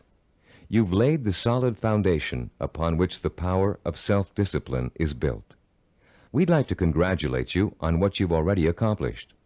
In our next session, you're going to learn how role models can inspire and teach you to achieve your lifelong ambition. In Homer's The Odyssey, one of the oldest surviving epic poems in the world, there is a character named Mentor. A wise and practical man, Mentor kept everything running smoothly at home, while Odysseus, the hero of the tale, went off for 10 years to have adventures. Mentor played his role so well and gave such wise and true advice that his name has become part of the English language as a representation of what he stood for. The American Heritage Dictionary defines a mentor as a wise and trusted counselor or teacher. This session is about mentors. Few achievers can ever reach their goals without them. Mentors provide you with the kind of inspiration, motivation, and example that can make the difference between achievement and failure. Mentors help you to develop the belief that anything is possible. And mentors allow you to learn through modeling, that is, emulating the person you'd like to be. In ancient civilizations, mentors were revered. In the 18th century BC, there lived a wise Babylonian king named Hammurabi. One of his greatest achievements was developing and drafting mankind's first set of civilized laws, known today as the Code of Hammurabi. This king was so wise that one of his laws required all men of learning and craftsmanship to pass on their knowledge and skills to the young through examples their students could follow. Hammurabi realized that without modeling, no civilization would last very long. There have been many changes in the past 3,800 years, but one thing has remained the same. Without modeling, learning and achievement are not possible. It is a rare person who can forge a new path in society without consciously or unconsciously imitating someone that came before him. It is a rare artist who develops a new style without first having worked in the style of a master he or she has always admired. But actual skills aren't the only thing you learn through modeling. Values, attitudes, and behaviors are also passed on from mentors to students. And whether you realize it or not, you've been a student of behavior all your life. As an infant, your eager mind quickly grasped everything that was going on around you. You watched and later imitated what your parents, siblings, friends, and teachers were doing. If you had good models of integrity and achievement, most likely you grew up to be an achiever yourself. But if your models reflected apathy or failure, you probably grew up to imitate many of the self-defeating and negative behaviors you witnessed in your early years. Most of us had models who could best be called middle of the road. Your parents may have had specific skills and abilities they were proud of, but fell short of being a good example to you in other ways. An older brother or sister may have possessed exceptional talent in an area where you couldn't possibly compete. As a result, you've probably been instilled with a mixture of negative and positive attitudes about yourself and your abilities to succeed. It's time for you to develop the kind of positive outlook that is critical to developing self-discipline. It's time for you to throw off the cloak of self-doubt and realize that when you acquire self-discipline, you have what it takes to achieve your goal. It's time for you to use that self-discipline to develop the knowledge and skills you need to achieve. And in order to do all those things, it's time for you to find mentors who have already accomplished what you want to achieve. You're no longer a helpless infant who can't pick and choose good models to learn from. As an adult, you have the intelligence and power to go out and find the kind of mentors who will inspire and teach you with examples of their own persistence and positive attitudes and behaviors. By the time we finish this session, you'll know how to find your own personal mentors and use them to their fullest ability. And you'll be able to overcome the negative attitudes and lack of self-discipline that have been holding you back up until now. You'll learn how to identify your own personal role models using historical figures and the people surrounding you today. You'll find out how to actually learn new attitudes and behaviors from them. You'll learn how to use them to create a blueprint for your own actions, starting right now.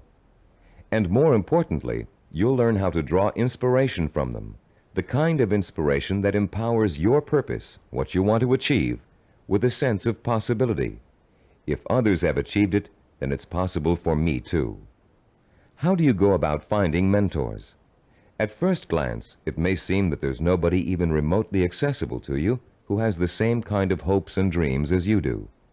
But high achievers always find a way, and so can you.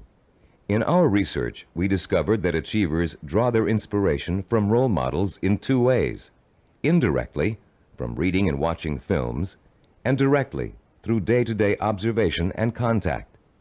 Let's first discuss how self-disciplined achievers indirectly find their mentors. Indirectly, they learn through media portrayals, mostly through the reading of biography and autobiography, reading profiles of achievers in magazines and other periodicals, and watching inspirational films and television programs. You may not be able to meet and talk to George Washington, Charles Lindbergh, Margaret Mead, or Agatha Christie, but each one of them has left behind a legacy of accomplishments that have been covered extensively in print and film. Stop now and think of all the people you've read about, heard about, or seen portrayed in films. Whom did you admire most? Whose story elicited a throb of recognition from you, a feeling that if you could be in anyone's shoes, that was the person you'd like to be? It could even be a fictional character, a great detective or explorer created by an imaginative writer. But there had to be, and still has to be, someone you've always greatly admired and wished you could be like. After he made the film Rocky, Sylvester Stallone talked in an interview about the power of mentors and how his movie worked to inspire millions of people around the world. "I think there's a definite formula in reaching audiences," he said. "Provide them with heroes and heroines who have to pull themselves up from the depths of despair. And as they struggle and claw and finally attain their goal, the audience says, 'That's the kind of person I want to be.'" Stallone's character Rocky is the embodiment of a man obsessed with and driven by a vision rich in emotion and purpose, a self-directed achiever who overcame the odds through hard work, effort, persistence, and perseverance. Browse through the New York Times nonfiction bestsellers list this Sunday in your local paper. You'll find that half the books listed are biographies or autobiographies, testaments to people of enormous self-discipline and high achievement. Examples of the power of self-discipline are all around you. You only have to visit your library, your local newsstand, the closest movie theaters, or your local video store for inspiration. Your first step in finding a self-disciplined mentor is to search out books, magazine articles, and movies in which the main characters, fictional or real, have achieved something similar to what you want to achieve. And after studying these people, you can begin to answer the questions. What is it I must do to achieve my goal?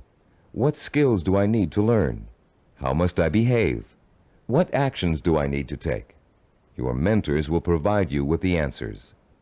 The self-disciplined have 3 direct methods of finding role models to learn from and emulate. The first is through personal acquaintances. They may have a friend whose business or personal successes have inspired them to take similar routes to the top. Or perhaps there's a family member who has achieved widespread recognition for outstanding contributions to the community. Because these mentors are close at hand, they can be watched from a front row seat. You can observe their attitudes, behaviors, and thinking patterns. You can notice how they solve problems. You can pay attention to how they behave when confronted with setbacks or victories. You can watch these mentors grapple with the issues of everyday life and the larger issue of achievement in a chosen area. But sometimes there just aren't any people who are that close to you who fit the bill of the self-disciplined achiever. You must find other methods of seeking out real-life mentors. The second way self-disciplined people directly find mentors is through what is commonly known as networking. Networking consists of building relationships with the people who can introduce and expose you to positive role models. Networking is not to be confused with social climbing. The primary motivation of the networker is to learn as much as he can from as many successful people as he possibly can. The main benefit from networking is the quality of the contacts you can establish. Contacts that will create greater opportunities and put you in the mainstream of successful, self-disciplined role models. The third source of finding models directly is apprenticeship, learning directly from a master mentor. The concept of apprenticeship may seem old-fashioned in a world of computer-assisted learning and mass public education, but most of the high achievers we studied apprenticed themselves in some fashion to a mentor who could pass on his or her skills through intentional, personalized learning. Apprenticeship is extraordinarily common in the arts, trade crafts, business, medicine, law, politics, teaching, and sports. Leaf through any encyclopedia and notice how many of the achievers profiled learned their skills under the tutelage of a master mentor. Some people are obvious masters of their craft and easy to pick as mentors, but sometimes it isn't so obvious. especially when it comes to business or professional achievers. How can you choose among several possible candidates? How can you pick the person who is most likely to provide you with the inspiration and example you need? In Session 2, you used an assessment form to compare your own behaviors, habits, and thought patterns against the 10 positive characteristics of the self-disciplined achiever. On page 25 of your study guide, you'll find a similar form that you can use to identify the strengths and weaknesses of prospective mentors, with instructions on how to use it. Put this form to work for you as you seek out that special person who can help you achieve your most cherished dreams and goals. When choosing a mentor of any kind, pay particular attention to how he or she developed the knowledge, skills, and abilities it took to reach his or her goal. Was there special schooling involved, particular reading materials, an apprenticeship with a mentor of his or her own, carefully sought-out teachers? How many hours did your mentor work every day toward achieving his or her goal? Also, pay close attention to your mentor's way of thinking. Be sure to choose someone who handles stress and pressure well, someone who responds to difficult problems by coming up with creative solutions, someone who loves what they do but still finds time for important personal relationships. The highest achievers work hard but are not workaholics. They still find time to enjoy their friends and families. Look for a mentor who has learned not to waste time and who has mastered the art of juggling a heavy schedule while staying calm and in full control. This will be an important trait for you to imitate, and find someone who neither capitulates to everyone around him, nor is so arrogant he won't listen to the opinions of others. You'll want to learn how to listen well, and then make your own decisions. In looking for all these traits, remember that your mentor is still going to be human and have faults. This is one of the most important things you can learn about your role model. In spite of great success, wealth, and the admiration of friends, family, and the community, he or she makes mistakes just like you. Rather than being disappointed in your mentor, you should rejoice over his or her human failings, because those failings mean that anyone can succeed just as they did. If it was possible for an imperfect person with one all-important goal in life to make that goal come true, you can do it as well. At Cybervision Systems, we've developed a number of sports training video cassettes that use a new and revolutionary learning technique. These video cassettes feature some of the world's greatest athletes, highly self-disciplined achievers who have won world championships and Olympic gold medals. And in the casual conversations we've had while working with these athletic stars, each one has revealed that he or she had a mentor whose skills, attitudes, and behavior served as an example of how to achieve. One of the things that struck us during these conversations was the fact that most top athletes were just as intimidated as you and I might be the first time they met their role model heroes, for lack of a better word. The idea that a major league ball player of undisputed talent might be quivering like a school kid in the face of their lifelong hero made us feel pretty normal, actually. I think we all feel a sort of psychological barrier when it comes to measuring ourselves against our role models. But as the athletes we talked to discovered, that barrier can be overcome quickly and easily. Each of them described the eventual realization that came from playing on a team with a personal hero or from riding the same pro circuit. The realization? As Olympic gold medal skier Jean-Claude Killy put it, everybody puts his pants on, one leg at a time. What each of them realized was that they too could easily perform like the role model they idolized. The idols, viewed close up, turned out to be as ordinary as the worshippers. They realized how great an opportunity they had to learn from their hero. Discovering that their idols were human and fallible, they began to believe deep within their hearts that they could equal or even surpass their idols' accomplishments. Though the role models you choose have developed tremendous strengths that have made them successful, they also have many weaknesses. Renowned fiction writer Ray Bradbury, for example, who was first published when he was in his teens, will never win the Monaco Grand Prix, or even a race to the local supermarket. Why? Because he never learned to drive a car, a skill most of us acquired long ago without thinking about it twice. A friend of ours who was independently wealthy, a local politician, a publisher of fine art books, and a world traveler, wears finely crafted boots with all his clothes, even his business suits. Is it part of his personal style? Yes, but his close friends know his secret. He never mastered the bow knot. This much admired man literally cannot tie his shoes. Recognizing how human and fallible your mentor really is, demystifying your role model, plays an important role in boosting your confidence in your own ability to succeed. If a man who cannot tie his shoes can become a politician, a publisher, and a self-made millionaire, what couldn't you accomplish with the same ambition and drive that got him where he is? This is a man who never let minor shortcomings hold him back. He and 1,000 other mentors will prove to you that you don't have to be perfect to succeed. In fact, you may be amazed to find out that there are a lot of similarities between you and your mentor.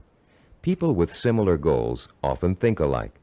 The only substantial difference, then, between you and your mentor is the kind of self-disciplined effort he or she has applied to achieving a goal.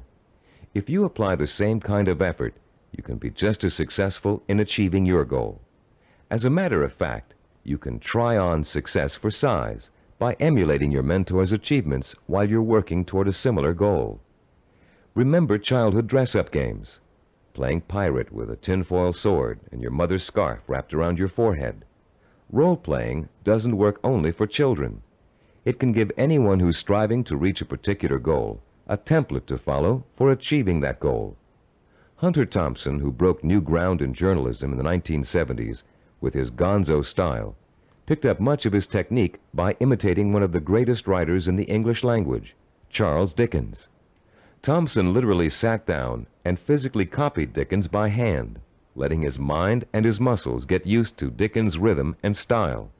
Hour after hour, he copied Dickens' prose, word for word. And Thompson went on to become a successful and popular contemporary writer. The great 19th century psychologist and philosopher William James contended that if you want to acquire a positive habit or behavior, simply act as if you already have it, and you will. James was aware that the human nervous system is incapable of distinguishing between a physically real experience and a vividly imagined one, which means that once you select your mentor, all you need to do is act just like that person in order to be just like him or her. Remember General Patton? He acted just like Alexander the Great, and he won battle after battle against the Axis. What about Babe Ruth? He imitated shoeless Joe Jackson and went on to achieve much greater fame than his role model. Or perhaps you've heard of a fictional character named Bunker Bean. Bunker Bean was a timid, weak boy, raised by his parents to think he would always be a failure, and he was. He failed in school, he failed with his friends, he failed in everything he attempted, until one day Bunker Bean ran into a fortune teller who told him he was the reincarnation of Napoleon and was destined to achieve great things. Bunker Bean was shocked out of his usual apathy by this revelation. Going to the library, he took out every book he could find on the legendary Napoleon Bonaparte. He bought posters of Napoleon and hung them up all over his room. And as he studied about the emperor, whom he really believed was his former self, he began to imitate Napoleon's habits, attitudes, and behaviors. Years later, Bunker Bean was a rich and powerful man. He had everything anyone could have asked for. Running into the fortune teller one day, he thanked her for changing his life by telling him about his former self. And to his astonishment, she laughed and told him she had lied to him years before, just to get his money. He wasn't the reincarnation of Napoleon after all. Bunker Bean was crushed. But since he had spent the many years acting like his role model, he found he couldn't shake the habits of success he had acquired. It was then that Bunker Bean realized that everyone is born with the potential to be a great achiever, if they can only believe they are. You don't need a fortune teller to set you on the road to greatness. You do need to find a mentor, study that mentor, realize his or her strengths and weaknesses, and start imitating the behavior that made your mentor the success he or she is today. If you were an actor preparing for a starring role, you'd spend months studying the script. learning your lines and rehearsing your part over and over again until you knew it inside out. Only then would you have the knowledge, skills, and confidence to make a glorious debut. If, as Shakespeare said, all the world's a stage, then finding a mentor is your way of choosing your own starring role. For a while, as you closely observe your mentor and learn the script, you'll be just an understudy. But then, one day, the stage will be yours. Acting as if has remarkable suggestive power. In a book called The Wind Walker, which was made into a powerful film, an aged blind Indian spends his days teaching the ways of warriors. Sitting late at night, reflecting on the day's lesson and the children's reactions to it, he recites a poem to the heavens, part of which goes, "And did you not see the glow of their faces when he called them men, when he called them warriors? And is it not so that we become most quickly the persons we think we are?"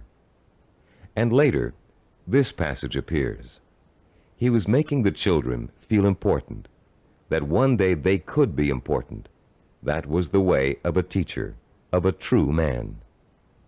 Once you select your role models and learn about them and from them, you, like the young Indian children, should feel important, so that one day you will be important. This power of importance you draw from role models is really the power of possibility. Once you learn about your role models, their strengths and weaknesses, they become real and human to you. You stop worshiping them and begin to believe that you can become like them, or even surpass them. Once you make this realization, then your purpose becomes more real, more possible, and the fires of desire, fanned by the sense of possibility, begin to burn deep within your heart. And then, and only then, can you successfully begin the process of working persistently and progressively toward your vision and purpose. We're now reaching the heart of the action section of this program. In this session, you're going to learn how to transform your purpose into sensory-rich, emotion-provoking images of achievement. But before we do, let's quickly review the kinds of actions you've taken so far to begin your journey to achievement. In Session 4, you learned how to determine your purpose, the goal that represents the true desire of your heart and mind. This purpose is so important to you that you're willing to dedicate a great deal of time and energy to achieving it.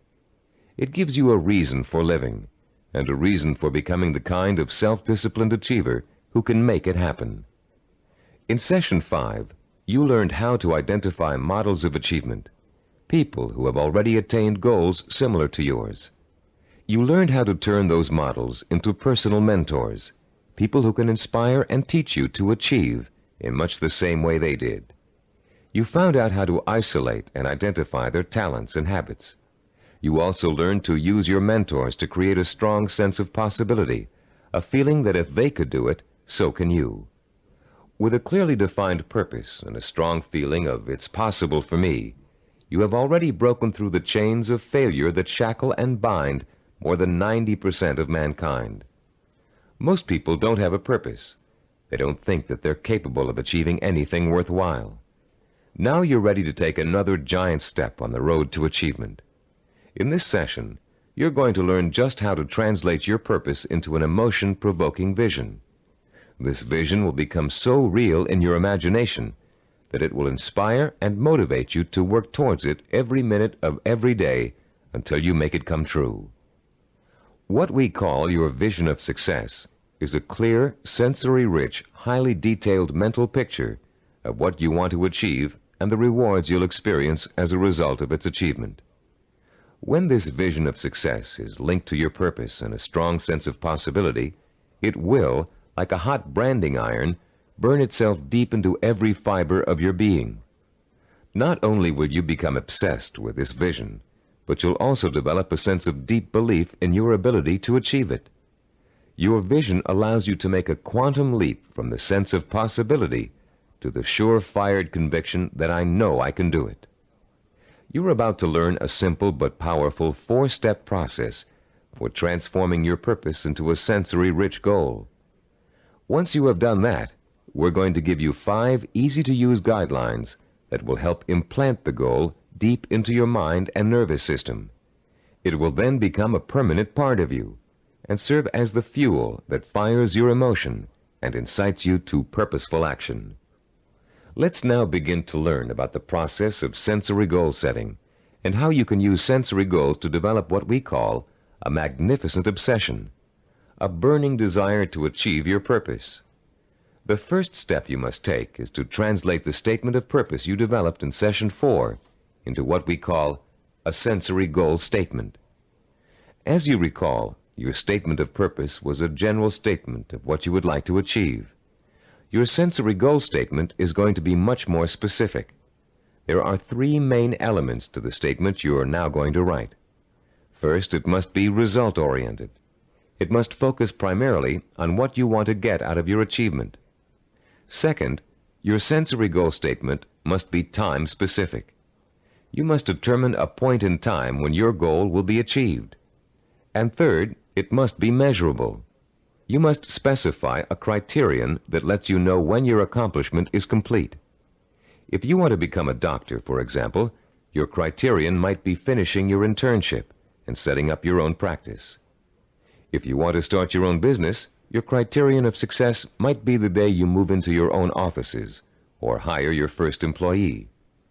Having a measurable goal gives you the motivation to work towards a specific end. It also lets you measure your progress along the way and take corrective action if you're moving off target. This sense of having a concrete reality to work for, combined with an actual time frame and a result to look forward to, fuels your drive and compels you to work persistently and systematically toward the ultimate success of your endeavors. Let's quickly look at a few examples of how a statement of purpose can be translated into a sensory goal statement. Let's say your statement of purpose reads, I want to help cure disease. Your sensory goal statement might read like this. In June of 1989, I will receive a medical degree. If your purpose is to become your own boss, then your sensory goal statement might read, in January of 1987, I will open up a retail store of my own. If your purpose is to run a marathon, your sensory goal statement might read, in June of 1986, I will enter the Boston Marathon and complete the 26-mile run in under 5 hours. Now turn to page 29 of your study guide and look at Form 6.1. There's a space there for you to write your goal statement down. Take a moment now to compose and write your sensory goal statement in the space provided. I'll pause for a minute while you do this.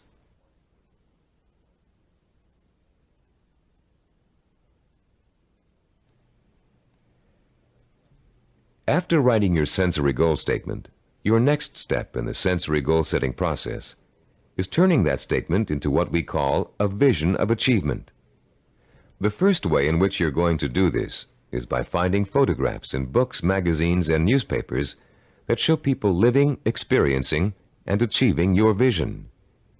If your vision is to become a doctor, look for photographs of a medical school graduation ceremony. Find pictures of doctors involved in research. Look at Scientific American, the New England Journal of Medicine, and similar publications aimed at doctors and scientists. If your vision is to be your own boss, find photos of people who own successful businesses. Business Week, Industry Week, and specific retail trade publications are good sources to try. If your vision is to run the Boston Marathon, make photocopies of newspaper stories about marathon winners that you can find in the library, and check Runner's World and similar publications aimed at serious runners. The purpose of this exercise is to give you some concrete images to inspire your own personal images of achievement. You'll learn how to create those personal images in a few moments.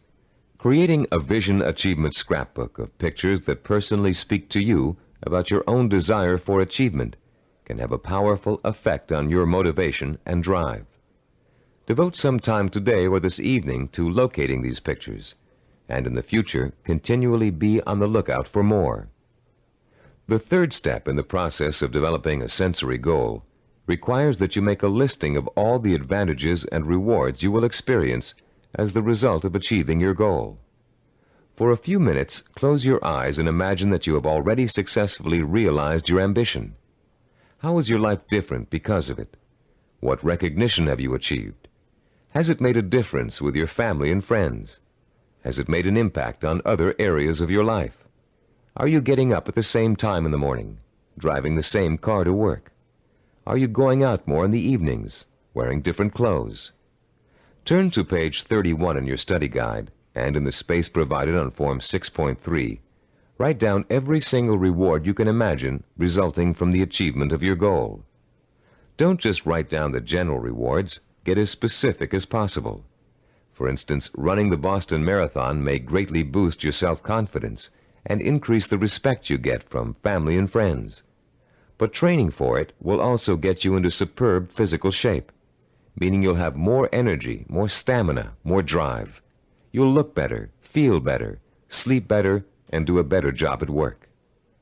Use the photographs from your scrapbook to help you identify all the rewards you can think of that are associated with your goal.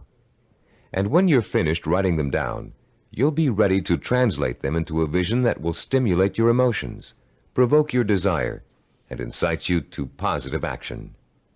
Close your eyes for a few moments and imagine that you have just achieved your goal. Where are you?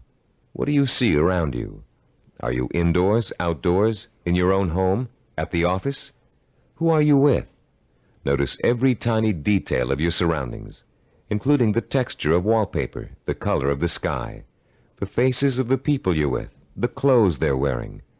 Pretend you're going to have to draw a picture of this scene in a moment, so you really need to focus in on every little item so as not to forget it.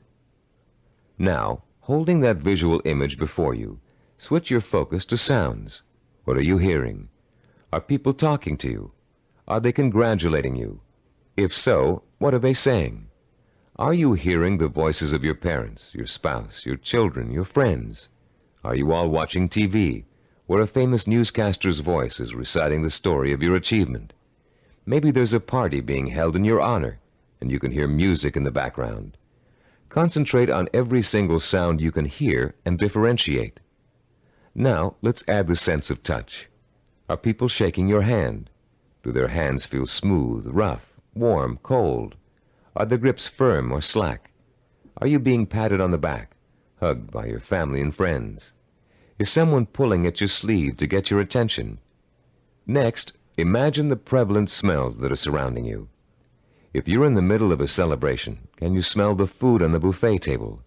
Is the fragrance of champagne wafting up from the glass you're holding? Can you smell people's perfume or cologne? Now concentrate on taste. Are you sipping that champagne you were holding a moment ago, eating hors d'oeuvres? Or is the taste of success so sweet that you don't need or want any food? Finally, what are you feeling emotionally? Pride? Satisfaction? Maybe you're feeling relief that the hardest work is behind you. Maybe you're feeling the power of your new position. Perhaps you're feeling the exhilaration that comes with knowing that having achieved what you did, you can now achieve anything. You might even be feeling humble, having come face to face with weaknesses you never knew you had during the long, hard effort to reach success.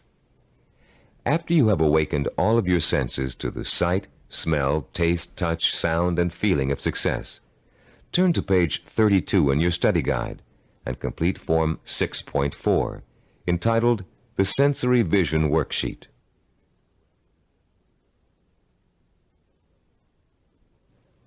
The four-step process we have just outlined takes you on another emotional journey that gets progressively richer, clearer, and more potent. You start with a specific statement of what you want to achieve and when you want to achieve it. Then you gather inspirational photographs of others who have achieved what you want to achieve. You imagine and list the rewards and benefits you'll experience as a result of achieving your goal. And finally, you bring these three steps together into an imaginary scenario rich in sight, sound, touch, taste, smell, and emotion. This scenario is your vision. It is the driving force behind all of your thinking and activity. The more intense and more detailed your vision is, the more emotional power it will pack. The more often you conjure up your vision, the more drive and sustaining power you'll have behind you. This drive and power will in turn enable you to develop working plans, working habits, knowledge and skills you need to achieve your goal. And it will help you to persist and persevere until it is accomplished. Now that you've imagined reaching your goal in all of its sensory detail, you're going to have the opportunity to record it on tape.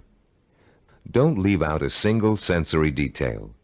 The richer your description, the more powerfully it will affect your ability to keep striving to reach your goal, day after day, week after week, month after month. Use as much enthusiasm as you can during your description. You should be enjoying yourself. After all, it's your vision of success you're describing. After you've finished recording, play back your description and listen to it carefully. Did you falter in places? Were there things you couldn't describe fully? Did it sound as if you didn't quite believe what you were saying? If the first version of your story doesn't satisfy you, erase it and create another one. Do this over and over until you have a version that completely satisfies you. It should be highly detailed and utterly convincing.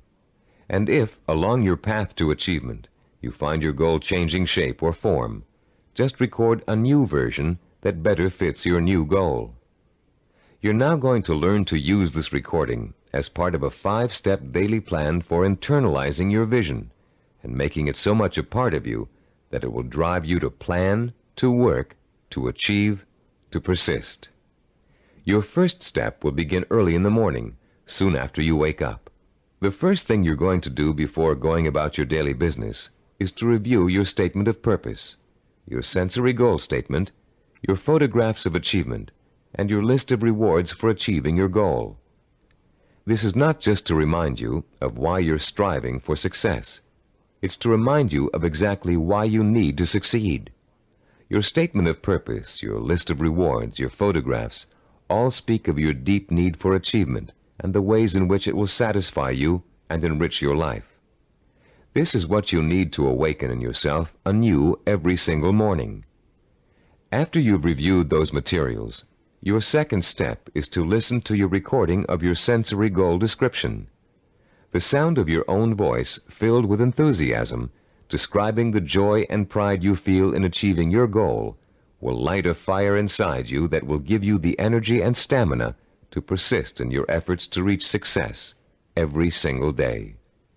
And during the day, as part of step 3, you must take a few moments out from whatever you're doing, close your eyes, and imagine your sensory goal in all its richness and brilliance. Recall the touch, taste, smell, sight, and feel of success. Relive your emotional reactions to it. Keep the obsession to achieve burning in you all the time by remembering this vision as often during the day as possible. For step 4, at night you must mentally review all the events that occurred during the day. Did you have new experiences that could help you fuel your vision and make it richer and clearer? Make another recording that reflects your new thoughts and feelings. Step 5 consists of listening once more to your sensory goal description before going to bed. And as you're falling asleep, play your sensory-rich scenario of achievement over and over again in your head. This 5-step plan will refuel and reinforce your motivation for achievement, and it will help to give you daily feedback on how well you're progressing toward your goal. But remember, there will be setbacks and mistakes along the way, and there will be readjustments in your thinking and planning about what you want to achieve and how you want to achieve it. You'll find yourself adjusting your course just as you adjust your steering wheel while driving on a winding road. This is to be expected, because there is no effortless path to achievement. For this reason, we suggest you record your vision over again at least every 2 weeks. That way, it can keep pace with your daily experiences and changes in outlook. You've come a long way in this session. You've turned a general statement of purpose into a specific statement of what goal you want to achieve. You've put an achievement date on that goal. You've gathered pictures of it. And you've learned to turn it into a living, breathing vision of success that evokes the kind of strong emotions you need to sustain a long, hard effort of achievement. Now is the time to record your vision. Take your time and do it as many times as necessary until you are satisfied with the results. Remember, you're going to be listening to it twice a day, so it needs to be rich and rewarding. You may find you need several tries before you successfully record a vision that satisfies you in its richness of detail and intensity of emotion. Do as many versions as you need until you get the one that sounds just right. If your goal changes, record a new version. If you've reached your goal and want to pursue another, create a new vision and record it. Remember, include all the details and be as enthusiastic as possible. Now, begin your own narration of what it would look, taste, touch, smell, sound, and feel like to achieve your goal. What you can do, or dream you can do, begin it. Boldness has genius, power, and magic in it. These immortal words, written by the great German philosopher and dramatist Johann Wolfgang von Goethe, perfectly set the stage for what you're going to learn in this session. Here, we're going to help you turn the vision of what you want to achieve into an action plan. In Goethe's words, to boldly begin your dream. You already have the vision. You believe in it and in your potential to achieve it. Now we're going to work on a practical, step-by-step process through which your vision can be brought to life. For, as former United States President Theodore Roosevelt said, dreams are a dime a dozen. Everybody's got dreams. It's their execution that counts. Planning is the logical mapping out of where you want to go and how you want to get there. Seneca, the Roman philosopher, captured the importance of planning when he said, "When a man does not know what harbor he is heading for, no wind is the right one." Planning helps you focus your direction and organize both your time and resources. Every moment spent in planning saves 3 or 4 in execution. In this session, you're going to learn a simple yet powerfully effective system of planning, of organizing any goal you want to achieve into logical, easy-to-visualize steps. This system is applicable to any type of task or project, from building a deck to getting a medical degree. It will help you to make short or long-range plans, organize your resources, create schedules to meet necessary deadlines, and improve your decision-making skills. It will also improve the quality of your work. While following this plan, you'll experience an increase in self-confidence and pride as you realize that you are on your way to becoming a self-disciplined achiever. Every small task in your plan that you accomplish will be living proof that you are one step closer to your goal. And as you take each step, your faith in your ability to accomplish your goal will be reinforced and expanded. In approaching the creation of a plan, it is important to keep the following basic facts in mind. First, planning is a way to look at both the whole picture and parts that make up the whole. It is a way to organize those parts in a logical and sequential way. One step should lead to another. More than that, each step you take should make the next step possible, like adding links to a chain to make a fence. We've introduced you to the concept of macro and micro achievements. The whole picture is your macro achievement. The steps you must take to achieve your macro achievement are micro achievements. If you want to build a house, a macro achievement, you must start by leveling the site and digging a foundation. Only after those steps have been accomplished can you go on to pouring the foundation, putting up the framing, putting in electricity and plumbing, finishing the walls, installing the roof, and so on. The second fact to keep in mind is that ideas take time to implement. I won't dwell at length on the subject of time now, since we're going to devote all of Session 8 to time. But I'd like to tell you a short story about a Micronesian island leader named Pialug that illustrates the kind of time and patience it takes to achieve excellence. 50-year-old Pialug is the most respected and powerful man in his community because he's a navigator. His grandfather had told him, "If you learn navigation, you will have a name. You will eat the navigator's food. At sea, you will have more power than a chief." Pialug began learning navigation at the age of 5. Using shells and pieces of coral on sand, his grandfather created models of the constellations to teach him how to chart distance and direction. Pialug learned that at the right time of year, he could simply point the bow of his canoe at the rising star to steer his course. But since the stars rise 4 minutes earlier each evening, the rising star changes position every day. So Pialug also had to learn the positions of the multitude of lesser stars. It took him 45 years to learn every movement of every major and minor star and constellation in the nighttime sky. But having taken the time to learn, Pialug now enjoys the respect, admiration, and status in his community that comes with being a navigator. Like Pialug, you must recognize that it will take time to achieve your goal, weeks, months, or years. Like Pialug, you must develop patience in learning the steps that lead to your goal. With time and patience on your side, you'll be assured of realizing your ambition. And like Pialug, you'll achieve the respect that comes with final accomplishment. A third fact to remember in creating a plan of action is that ideas take concentrated work to come to fruition. Too many people like to think that managing a project means that others do the detail work. They can simply spin out ideas like sparks from a child's pinwheel toy, leaving others to tend the fire. If you leave others to tend the fire, don't blame them if the house burns down. Admiral Hyman Rickover spent over 40 years building America's nuclear submarine fleet. Rickover himself supervised the research, design, construction, and operation of the mighty underwater craft. His reputation as an excellent manager who always got results was only equaled by his talent for engineering. Upon Rickover's retirement, he explained his philosophy of management to an interviewer. The man in charge, Rickover said, must concern himself with details. If he does not consider them important, neither will his subordinates. Yet the devil is in the details.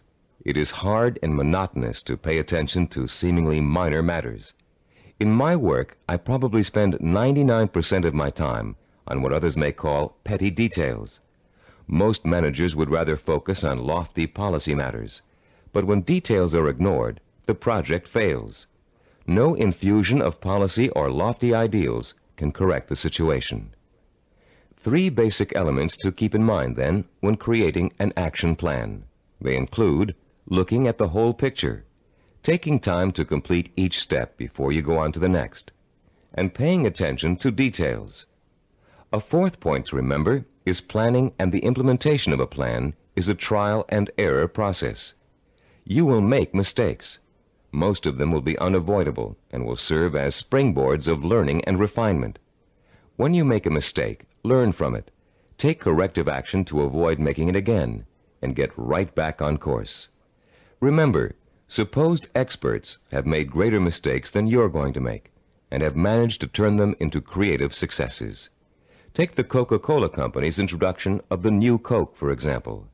After spending millions of dollars on market research and more millions of dollars marketing their reformulated soft drink, they were forced by public pressure to bring back the old formula.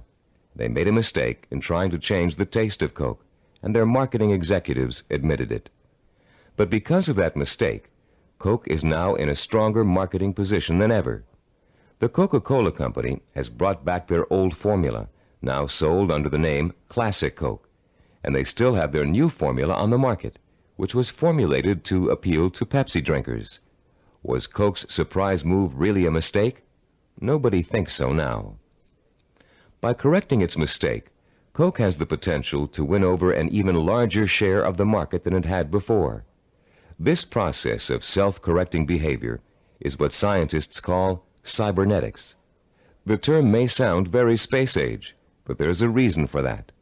The organizational method you're about to learn is the same one NASA engineers used to put men on the moon. In the early 1960s, when former President John F. Kennedy ordered NASA to put a man on the moon within a decade, NASA's engineers and systems designers rose to the challenge, accomplishing the task by July of 1969. How did they do it? They took their macro objective, putting a man on the moon, and broke it down into a series of micro objectives that would lead to the final great accomplishment. When the project started, NASA scientists and organizers immediately began preparing flowcharts, identifying each step they would have to take in order to put a man on the moon. First, they had to build a new type of rocket. Then, that rocket had to successfully orbit the Earth for longer and longer periods of time. They had to design spacesuits that would be able to protect the astronauts from the moon's atmosphere. Each step got them closer and closer to achieving their objective, until that historic day when they got the job done. You can duplicate the same process of planning simply and easily. You can apply it to any job you might be called upon to handle. We call the system of planning you're going to learn in this session visual network planning. Visual because it helps you to look at, identify, and visualize each of the steps necessary to complete an objective. Network because each of the steps are connected together to show how they lead to your goal. The instructions and examples that follow will show you how you can quickly and easily put the visual network planning system into immediate operation. There will be 7 steps involved. First, you'll write your objective. Second, you'll break it down into major steps we call activities. Third, you'll organize the activities in logical order. Fourth, you'll design a visual network. Fifth, you'll estimate how long each activity will take to complete. Sixth, you'll determine what we call critical path and float. And seventh and last, you'll assign actual calendar dates to each activity. Don't worry about remembering all of these steps now. We'll go over them one by one, with examples to help you understand them. For now, as we begin our discussion of this powerful planning system, you'll need to refer to your study guide and follow along as I explain each concept. I'll pause here for a few moments while you locate the page. First, let's discuss the 4 basic elements of visual network planning. Look at diagram 7.1 on page 36. The first element is what we call an activity box. An activity is a step or task that must be completed in order to achieve a goal. The name of the activity is listed in a box. One activity is linked to another activity by a line with an arrow. This linking of activities is the second element of a visual network plan. The third element is the activity's reference number. Each activity is assigned a number for the purpose of identification. The number is circled and located in the upper left-hand corner of the activity box. Any number can be assigned to an activity box, and the numbers you do assign don't necessarily have to follow in numerical order. Activity number 23 can follow activity number 15. The fourth basic element of a visual network plan is what we call duration. Each activity takes a certain amount of time to complete. That amount of time is called its duration. Duration is listed at the bottom right-hand corner of the activity box. It can be represented in minutes, hours, days, weeks, months, or years. Now let's use these elements to build a simple network, a group of linked activities that lead to a goal. Refer to diagram 7.2 on page 36. This diagram assumes that you have some hard winter wheat and a wheat grinder, and you want to make some fresh, hot, whole wheat cereal. How would you develop a simple visual network plan to illustrate all of the steps you must take to end up with a bowl of piping hot cereal? Your first step would be to get a piece of paper and pencil and list your objective on the top. In this case, it would read something like, cook whole wheat cereal from scratch. Your second step would then be to break your objective down into its major steps or activities. In this case, there are 2 major activities involved. The first is grinding the wheat. The second is cooking the wheat. Third, you would then put the activities into their logical order. In our example, the wheat must be ground before it can be cooked. And fourth, you would construct a visual network plan in which the 2 steps are placed in activity boxes with reference numbers, durations, and linked arrows. We have already developed the visual network plan for this objective in diagram 7.2.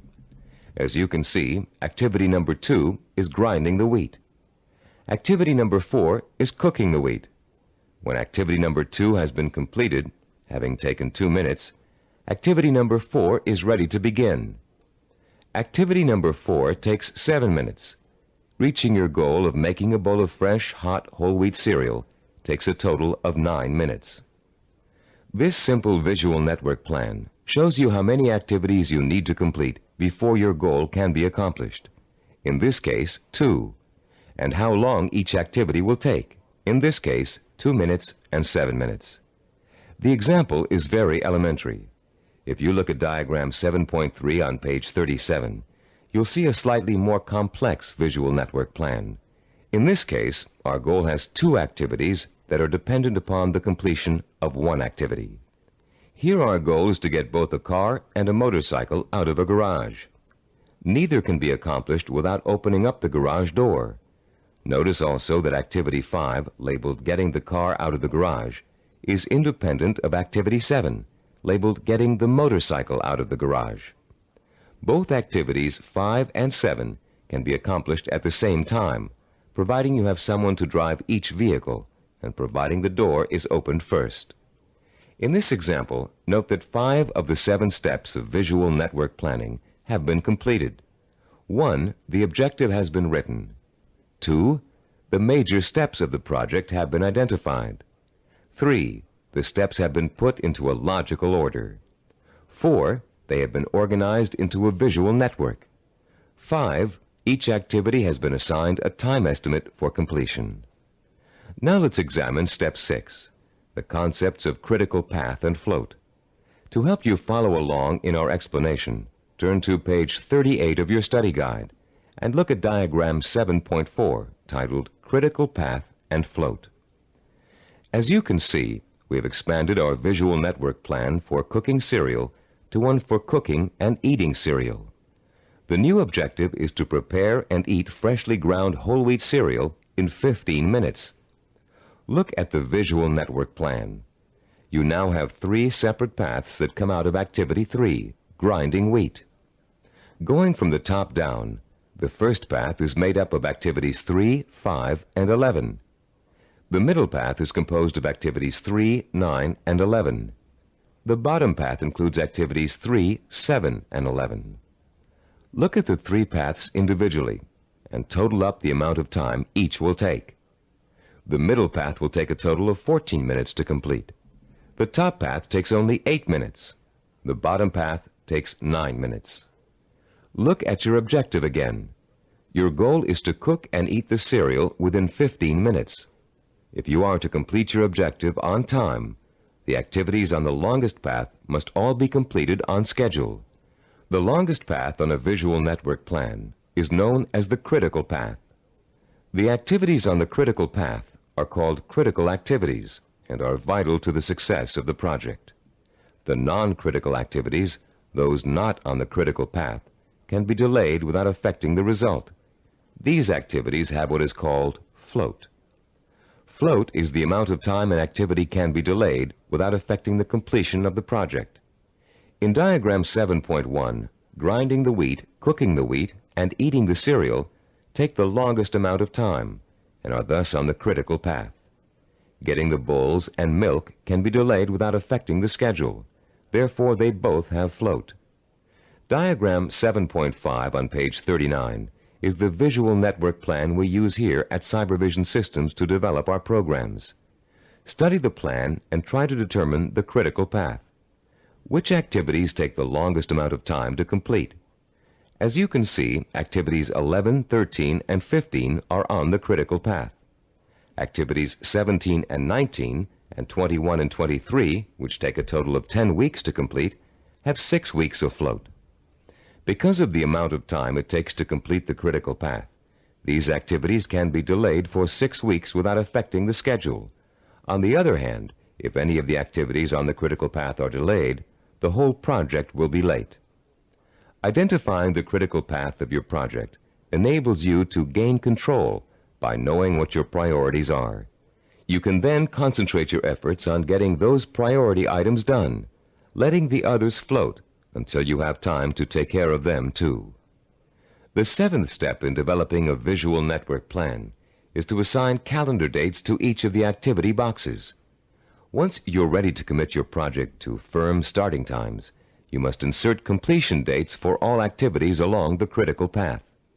For example, if we were to begin our audio program development on January 5th, and the first activity on the critical path, developing a program idea, has a duration of 1 week, then the activity box showing the completion of this task would have a target date of January 12th.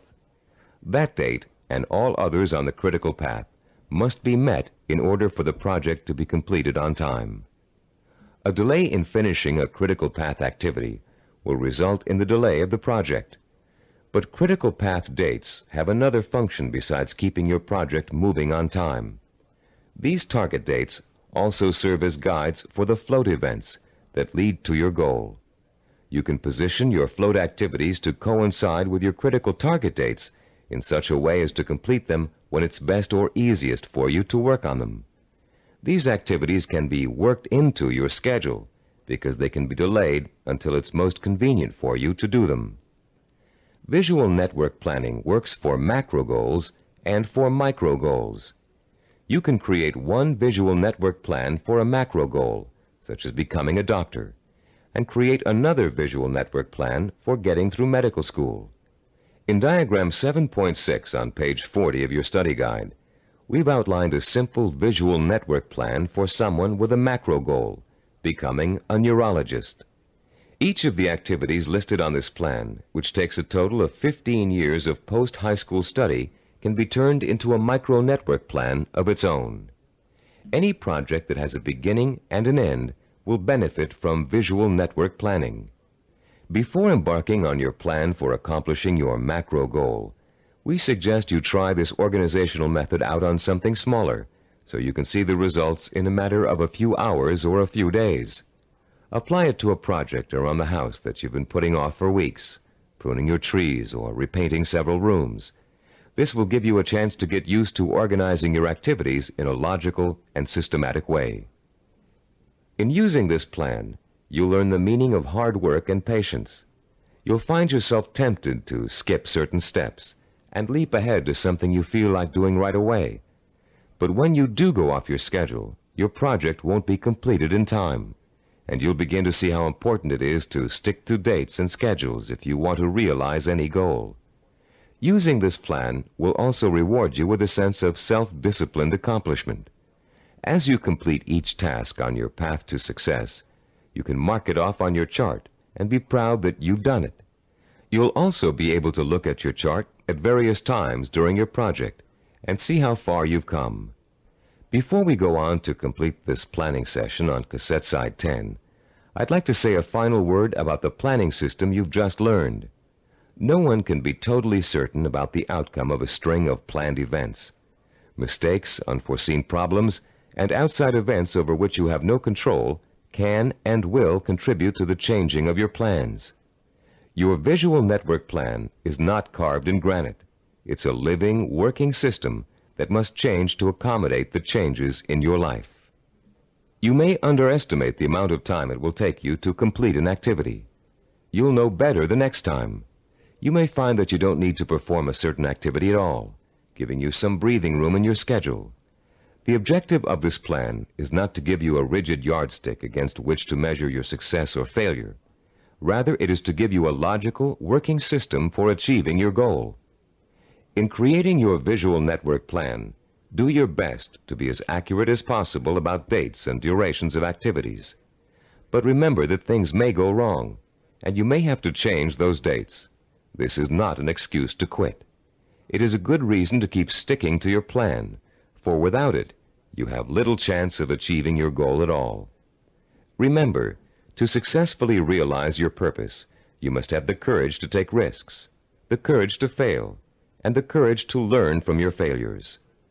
Visual network planning is a roadmap that points out your destination and suggests a way to get there. But it doesn't tell you how to take the trip. It's up to you. On the next side of this tape, you'll take the exciting step of developing your own visual network plan, and you'll write your own story of achievement in a way that brings home the power and reward of final success. Now that you've been introduced to the guidelines of effective planning, you're ready to turn your own purpose and vision into macro and micro plans. As you do, keep in mind the following suggestions. First, the instructions on how to develop a visual network plan are guidelines only, and not a rigid set of rules. Use the principles we've discussed as a guide to meet your own specific needs.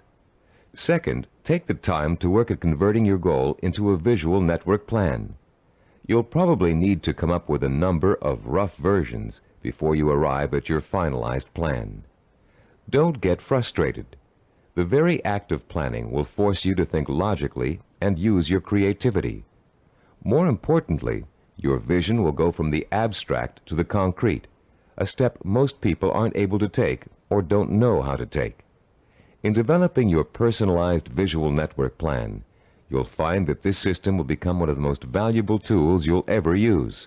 So study it thoroughly, familiarize yourself with the steps, get to work, and be patient. After you have developed your first visual network plan, there's an exercise I want you to complete. Take your plan and put it in front of you. Study what you've written for a few minutes. You have a stated objective, a list of activities, and a time frame. That's all it takes to tell a story. So I'm going to ask you to tell the story of the achievement of your own goal. Only you're going to tell the story in the past tense, as if your goal has already been achieved. In your story, pay attention to details. How long did it take to reach your goal? What did each step along the way feel like? Did you have to reevaluate your goal in the process of achieving it? What did you discover about yourself along the way that led to the successful achievement of your ambition? Keep your story simple. Pretend you're talking to a friend. Be enthusiastic. Be proud. Give your friend a step-by-step description of just how you did it.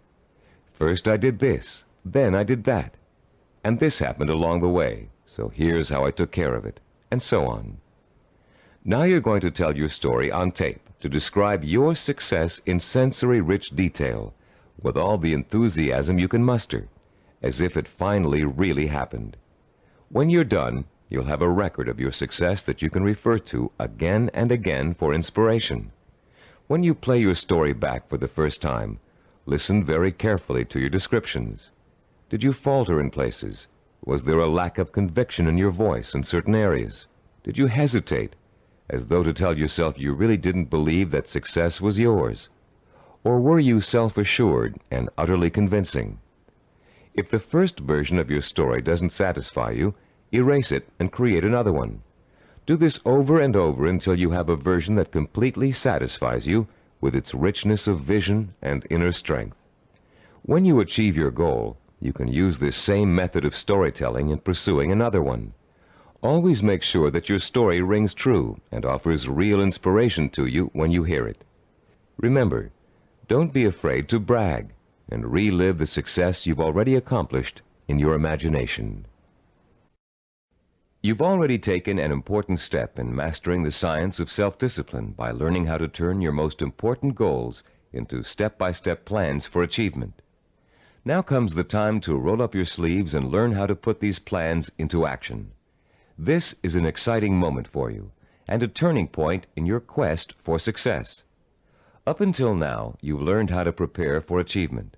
Now you're going to learn how to actually tackle the hard, efficient work that is the bread and butter of achievement itself. Notice we said hard, efficient work, not just hard work. Hard work alone doesn't guarantee success. In fact, many unfortunate people spend a great deal of time working very hard and never get anywhere in spite of it. Making intelligent and efficient use of your time is of paramount importance in achieving your goal, especially when that goal may take years to achieve. In this session, you're going to learn how to manage your time and effort so efficiently that you won't waste one valuable moment in your journey to achievement. You'll learn how to find time in an already busy schedule to work on the micro tasks that make up the stepping stones to your macro purpose. You'll find out why what we call seasoning, a special way of looking at time, is so critically vital to your success. You'll learn how to actually quicken time, make hours seem like minutes, weeks seem like days, and years seem like months. And you'll learn once and for all how to develop the do-it-now habit, allowing you to permanently overcome the world's #1 cause of failure, procrastination. By the time you finish this session and complete the corresponding exercises in your study guide, you'll be equipped with a new attitude towards time and achievement, and you'll be ready to begin systematically putting your step-by-step plans into purposeful, disciplined action. Let's now begin exploring the fascinating principles of using and managing time that can make the difference between success and failure. To begin at the beginning, let's talk a little bit about the relationship between time itself and achievement. We all know that it takes time to accomplish something. Depending on what you'd like to accomplish, it may take a little bit of time or a great deal of time. The same goal can also sometimes be achieved in less time or more time, depending on how good a job you want to do in achieving it. Think about any small task you might be confronted with around the house. Let's say one of your doors is stuck and needs planing in order for it to open and close easily. There are lots of ways you could accomplish that task and lots of shortcuts you could take. But in order to do a really good job, you know you should measure the door and doorway opening, figure out how much wood you need to remove, take the door off the hinges, and mount it on a sawhorse and plane it down until it reaches the right size. This approach may take longer than some others you can think of, but it's the best way to achieve your goal. And when the job is done properly, you know that door will never get stuck again. The person who takes the time to do the job right is the epitome of the self-disciplined achiever. Someone who has learned not to worry about time, but use it to its full potential to achieve a goal in the best way possible. None of your goals are going to be as simple as this one to accomplish, but the principle remains the same. To achieve with excellence, you're going to need a long period of time in which to allow your knowledge and skills to mature and grow. This is the concept of time that we call seasoning. Seasoning is a law of nature. All things take time to come to fruition. People, in their impatience to get what they want without going through this growing process, often end up stunting their own personal growth and making true success impossible. Shortcuts only lead to mediocrity and failure. Scientists, philosophers, artists, and statesmen have always recognized the importance of seasoning in accomplishing any goal. When asked by an impatient student how long it would take to become a master teacher, the Roman philosopher Epictetus replied, "Nothing comes into being all at once, not even the grape or the fig. If you say to me now, 'I want a fig,' I shall answer, 'That requires time.' Let the tree first bring forth tender blossoms. Let the blossoms endure the weathering of the sun, wind, and rain. Let the tree then put forth its fruit, and finally, let the fruit ripen." Cybervision founder Steve DeVore recalls learning about seasoning the hard way. "When I was 5 years old," he said, "I planted a garden in my backyard.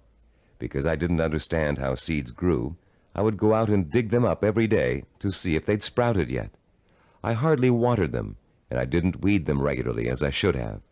Because I was so impatient and neglectful, my plants never got the chance to grow properly. And when harvest time came, my vegetables were pitifully small and undeveloped. I had a friend next door, a slightly older boy who understood the principles of gardening. He let his plants grow and ripen in their own time, helping them along with regular watering, fertilizing, and weeding.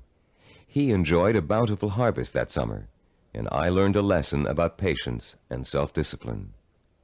All great achievers not only understand the concept of seasoning, but they value it greatly. They know that success cannot be hurried. They know that to try to hurry it is to ruin it. They understand that every step along the road to achievement is a necessary one and a small achievement in itself. And they also know that getting there can and should be half the fun. Self-disciplined achievers are willing to pay the price of time to realize their ambitions. They are not intimidated by the thought of having to work and study for 5, 10, even 15 years. Their commitment to a goal is absolute, and their vision of success is unwavering. The self-disciplined achiever knows that if what he wants will take 5 years to achieve, the 5-year effort will be worth it.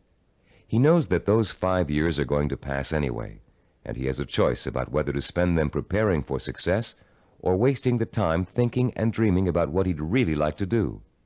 For the self-disciplined achiever, there is no choice. He'll gladly spend those 5 years working and studying to achieve his goal. Does several years seem like a long time to you? Think how fast the last 5 years of your life have gone by. What did you do during that time to make achievement possible? If you had been working steadily towards your goal all that time, you could have achieved it by now. Let's say you're 34 years old, and your dream is to become an architect. You know it will take you 6 years of schooling and apprenticeship before you can get a good job with a respected architectural firm. But that means you'll be 40 years old by the time you reach your goal, and you feel you just can't wait that long. Stop and think. You're going to be 40 years old in 6 years whether you study architecture or not. And if you choose not to study it now, in 6 years, you'll be in the exact same position, wanting to be an architect and knowing it will take you 6 years to get there. Only by then, you'll have to work until you're 46 to achieve your goal. You can get there in 6 years by starting now, or you can choose to give up hope of ever getting there at all. If you really want to achieve your goal, 6 years won't seem like such a long time. As you'll find out later in this session, to the self-disciplined achiever, the 6 years will go by very fast. Impatient people want things to happen overnight. In the words of French philosopher Blaise Pascal, they anticipate the future as too slow in coming. And in being unwilling to devote hours of time to the kind of seasoning it takes to become accomplished at anything, they waste their lives by doing nothing at all, and they wonder why they always feel so unfulfilled. How many youngsters have you known who came home from a rock concert determined to learn to play the guitar? It looked easy when the group on stage was playing, so the youngster goes out and buys a guitar and takes his first few lessons. And all of a sudden, it becomes apparent that it's not easy. It's going to take years of hard work and effort to learn to play really well. So the youngster loses interest and gives up, bored with the tedium of practicing scales for hours. Yet the professional musicians he's watched have put in years of practice to get where they are, and where the youngster would like to be. The great artist Pablo Picasso was once approached by an admiring woman in a restaurant. Having recognized him, she asked him to draw something, anything, on a napkin for her. She told him she'd pay him whatever he thought was fair, if only he would provide her with this impromptu work of art. Picasso agreed and spent 5 minutes drawing a picture on the napkin. When he was finished, the woman picked the napkin up in delight. How much did he want for the picture, she asked. Calmly, Picasso replied, $10,000. Dumbfounded, the woman began to argue with him that a picture drawn on a napkin in 5 minutes couldn't possibly be worth that much. But Picasso just smiled and said, Madame, it may have only taken me 5 minutes to draw the picture, but it took me 40 years to learn how to draw it. 40 years. Does that seem like an interminable amount of time? To a master artist seeking the ultimate expression of his talent, a great scientist seeking a cure for disease, or an ambitious businessman trying to turn a small company into a Fortune 500 corporation, 40 years can seem to fly by overnight. To the dedicated, self-disciplined achiever, time is nourishment for what he wants to accomplish. And that time is well spent, taking step after step in a continuous effort to achieve a specific goal. The achiever does not get sidetracked. Every day he concentrates on the micro tasks that make up his macro purpose. And each completed micro task becomes a source of pleasure and a reward in itself. Top newscaster Eric Sevareid achieved his macro purpose by actually ignoring it. Instead, he concentrated on the micro purposes that would help him accomplish his goal. Sevareid tells the story in his own words.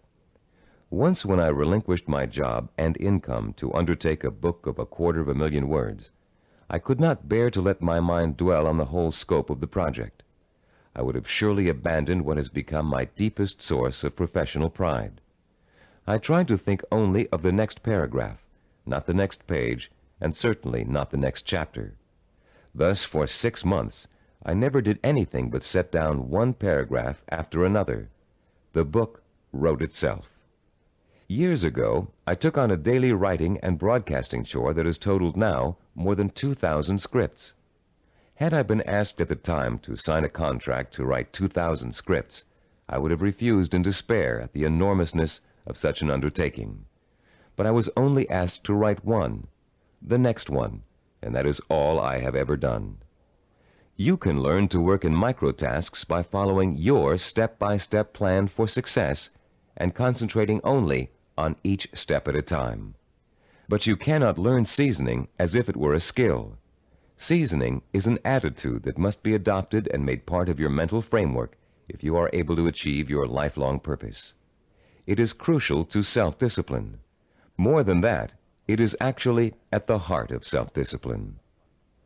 Besides seasoning, the self-disciplined achiever experiences something we call time quickening. Time quickening does not mean taking shortcuts, as you might first guess. Rather, it represents what happens to your perception of time as you become involved in the pursuit of your goal. Time quickening is an almost magical experience where time seems to disappear and you know you're in complete control of what you're doing. When it happens, you feel energetic, concentrated, and completely absorbed in your task. We've all experienced time quickening when we're doing something we particularly enjoy. For you, it may have happened while you were reading an exciting murder mystery, watching an action-filled movie, playing a game of tennis, or even weeding a garden. Time quickening takes place whenever you find yourself completely engrossed in something to the point where nothing can distract you. The moments fly by so quickly, you're just not aware of them. Past and future seem to disappear, leaving only you and the task you're engaged in. And after what only seems like minutes, you look up and notice in shock that a great deal of time has passed. Dreams are a reverse example of this phenomenon. Although you may often wake up feeling as if you've been dreaming a particular dream for hours, the whole thing has actually taken place in just a minute or two.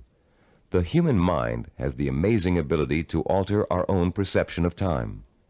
Once you learn to use this ability to your advantage, you will no longer be discouraged at the thought of having to spend so much time pursuing your goal. Scientific research has shown us how to trigger the experience of time quickening. You can actually learn to consciously create the sensation that time has stopped. You can do it by becoming single-mindedly and uninterruptedly involved in an activity for a significant period of time.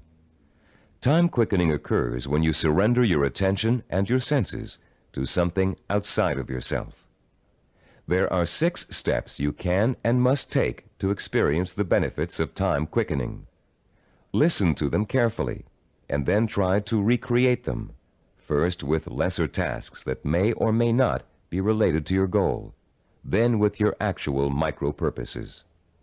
First, create or find a working environment that is free of distractions and potential diversions.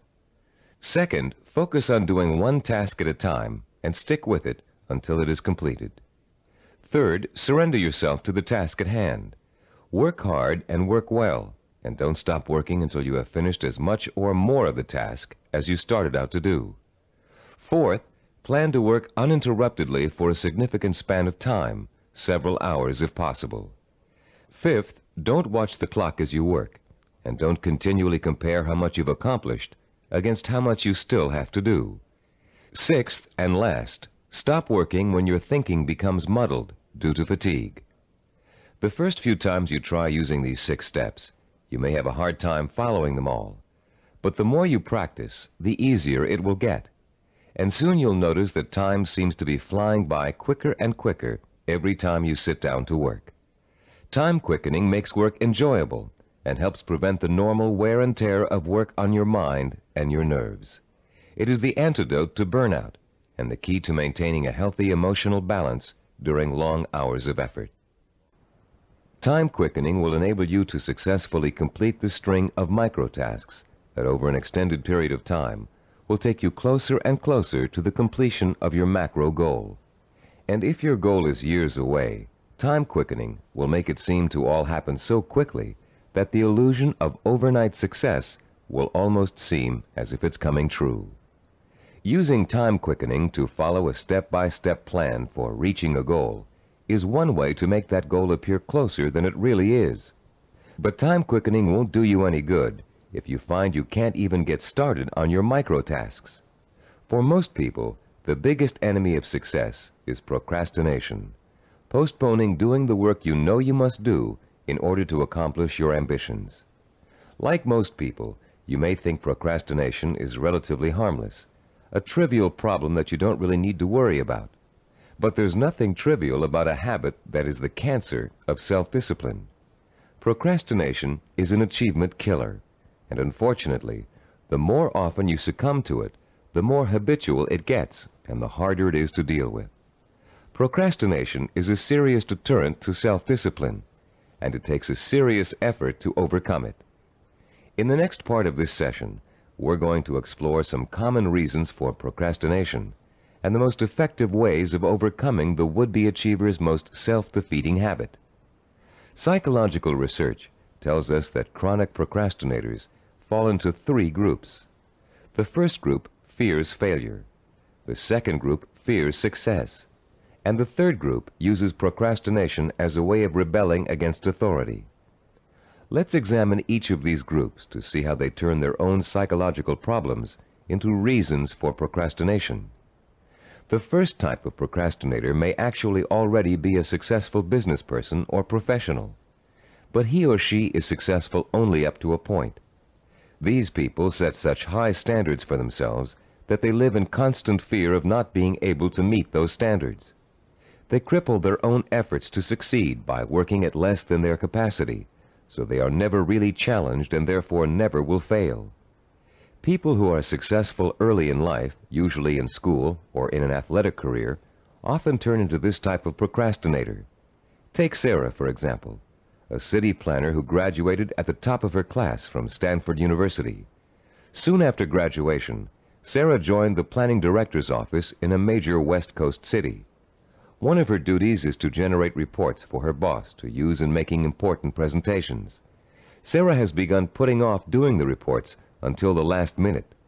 While she collects the material in time, she finds that she dawdles with the writing process until the night before, or sometimes even the morning of the presentation. She then rushes through the writing and ends up turning out an adequate but far from superlative report. What Sarah manages to do in each case is avoid testing herself to the maximum. She is not certain whether she can live up to the high promise of her success in school. By putting off her work till the last minute, she doesn't have to find out the truth about her abilities, because of course at the last minute nobody could be expected to turn out a perfect report. In the course of this kind of procrastination, Sarah has picked up a new skill called brinksmanship. She flirts with catastrophe by not doing her work in time, then pulls herself out of the brink at the last minute. If her performance doesn't measure up, she can always blame lack of time for failure. When her performance is good, she can applaud her ability to come through in the clutch. All that Sarah is proving is that she can do an adequate job at the last minute. The real test, what she'd do with the report if she took the time to work on it, has never been faced. The second group of procrastinators are afraid of the very thing most people are striving for: success. Some of these people are simply afraid to stand out from the crowd. They don't want to be seen as different. Many are afraid that if they are too successful, they will outgrow marriage partners, families, or friends.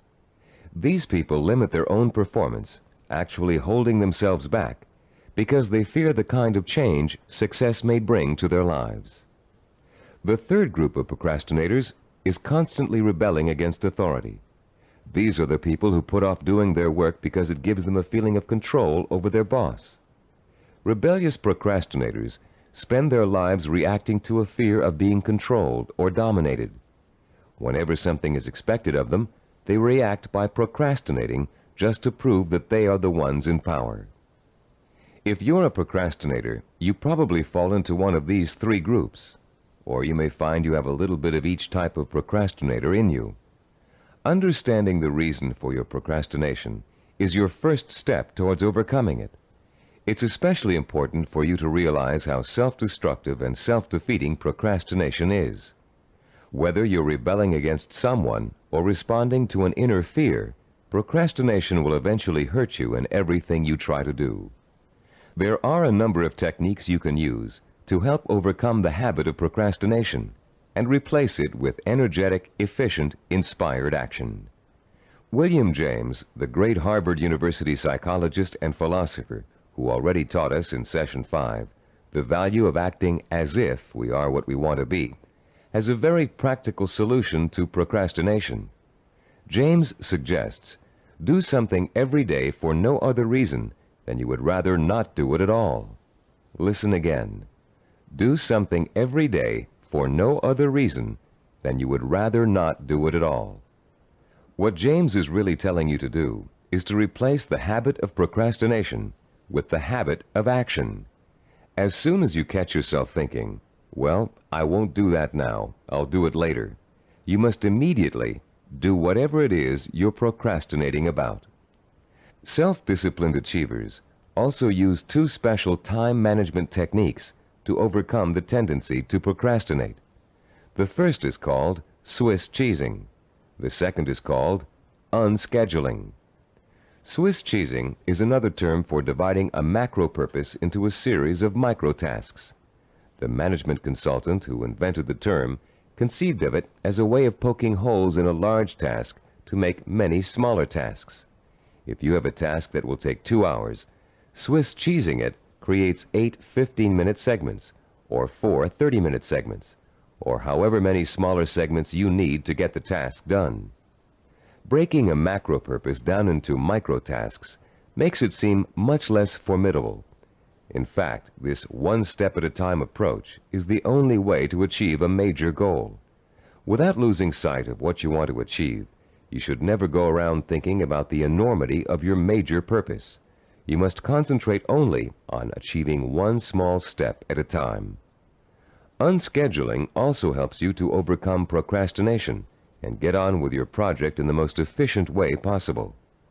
Sometimes you know you're going to need so much time to complete a task that you won't even start it. You rationalize that you'll never find the time to finish it anyway. But often people overestimate how much time it really will take them to do something, and they don't realize that by Swiss cheesing, they can find the time to do it in an otherwise busy schedule. Turn to page 45 of your study guide and look at Form 8.1. You'll see a chart with the days of the week listed along the top row, and the hours in a day listed vertically along the left side. There are 7 days listed and 16 hours per day.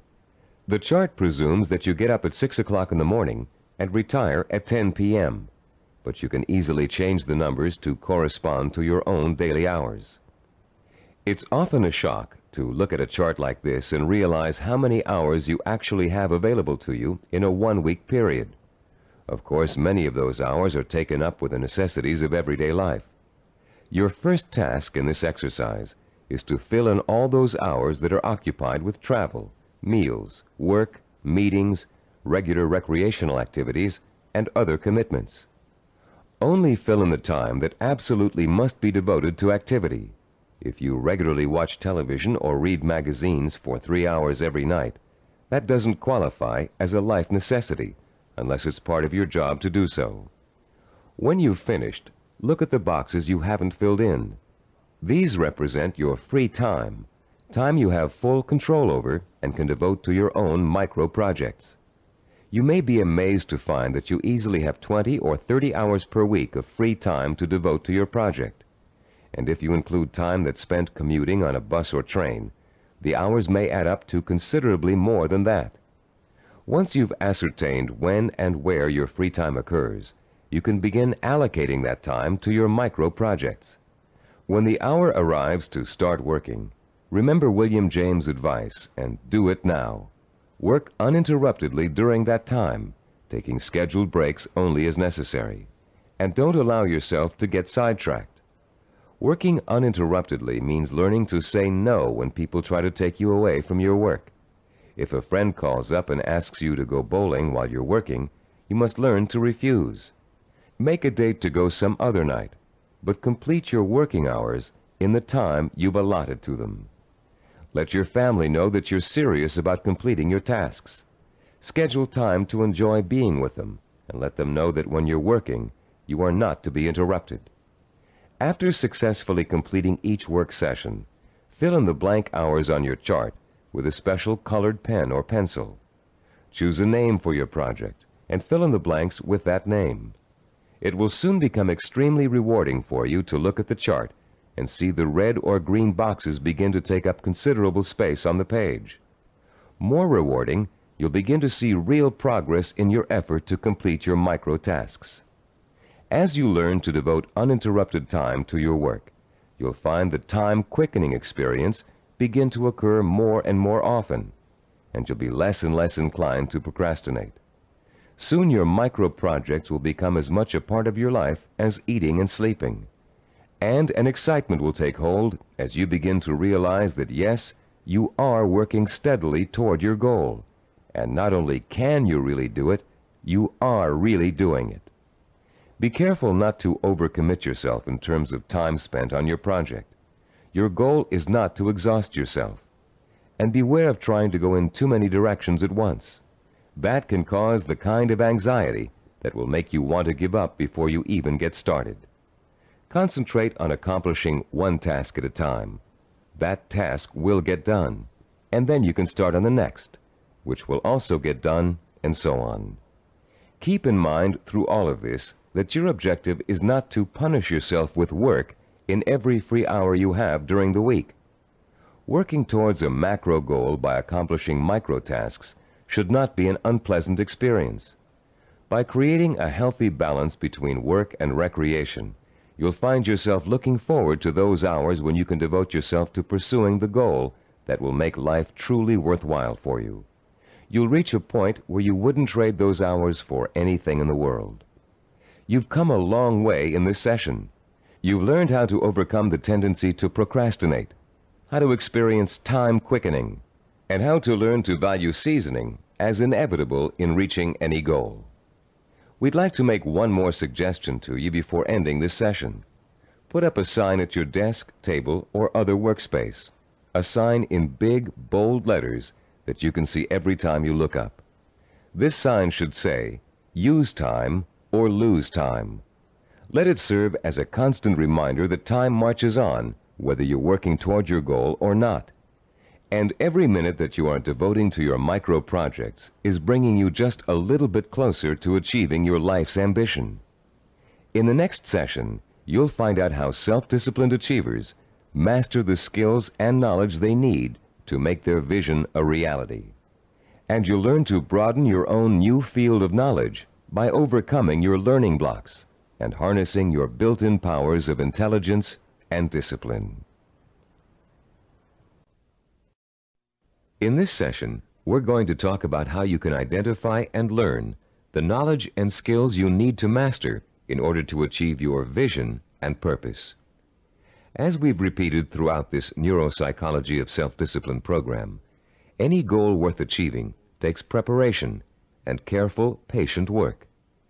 As easy as running is, as natural as it seems, you wouldn't go out today and run a marathon without months of preparation, slowly working up to 3 miles a day, then 7, then 10, then 15, gradually working toward the 26-mile goal. You would start marathon conditioning with a careful program of nutrition, stretching exercises, reading, talking to other runners, and even a doctor's checkup. You'd determine what knowledge and skills you'd need to accomplish your goal of 26 miles, and you'd accumulate the knowledge and skills step by step until your goal was achieved. The goal of this session is to help you learn how to learn. Many of us were programmed years ago with the belief that there are certain things we just cannot learn. We were tracked in school into one path or another because of test results which told us we had no aptitude for a particular subject area, or by teachers or counselors who believed we were best suited for one discipline over another. In some cases, the stereotype was as blatant as girls take home economics, boys take shop. In other cases, the grounds for tracking could have been racial or economic, or some other person's perception of our intelligence. In a now famous psychological study, new teachers in an elementary school were told that certain students in their classes were gifted and certain others were slow. In truth, there was no measurable difference in the student performance up till that time. But by the end of the following semester, the students labeled gifted were doing work above grade level, while the slow students were performing below. The only thing which had changed was the teachers' attitudes toward the children. Much of our response to learning has been based on what we've been told about our ability to learn. In this session, you'll learn how to break through the learning barrier and clear away the mental blocks that have you falsely entrapped in the belief that you can't learn certain difficult subject matter and skills. You'll learn how to learn all over again, this time recognizing that your potential is as unlimited as your imagination. You, like other self-disciplined achievers, will know how and when to acquire the essential knowledge and skills that will enable you to achieve your goals. In our research into human achievement, we found that the world's most persistent and successful people had developed a four-step approach to learning that ensured they would successfully acquire the knowledge they need to achieve their goals. The process is a simple one. Listen carefully as we go over its basic components. First, they're able to determine what new skills and knowledge they must learn in order to achieve their goals. Second, they call into play their belief in their ability to learn. They believe they can learn any subject or skill, no matter how difficult it might be. Third, they're patient. They understand that acquiring new knowledge and skills is often a slow, step-by-step process that requires systematic trial and effort. No matter how young or how old, the learner must go through the same progression of acquiring knowledge and skills. And fourth, they develop their own effective, personalized system for learning, a simple learning formula they can apply to any subject matter to efficiently and thoroughly master goal-relevant knowledge and skills. Let's delve into each of these steps in turn to see how they can be applied to your own learning efforts. The first step of a learning program to acquire a new skill can be approached much like the planning work we dealt with in Session 7.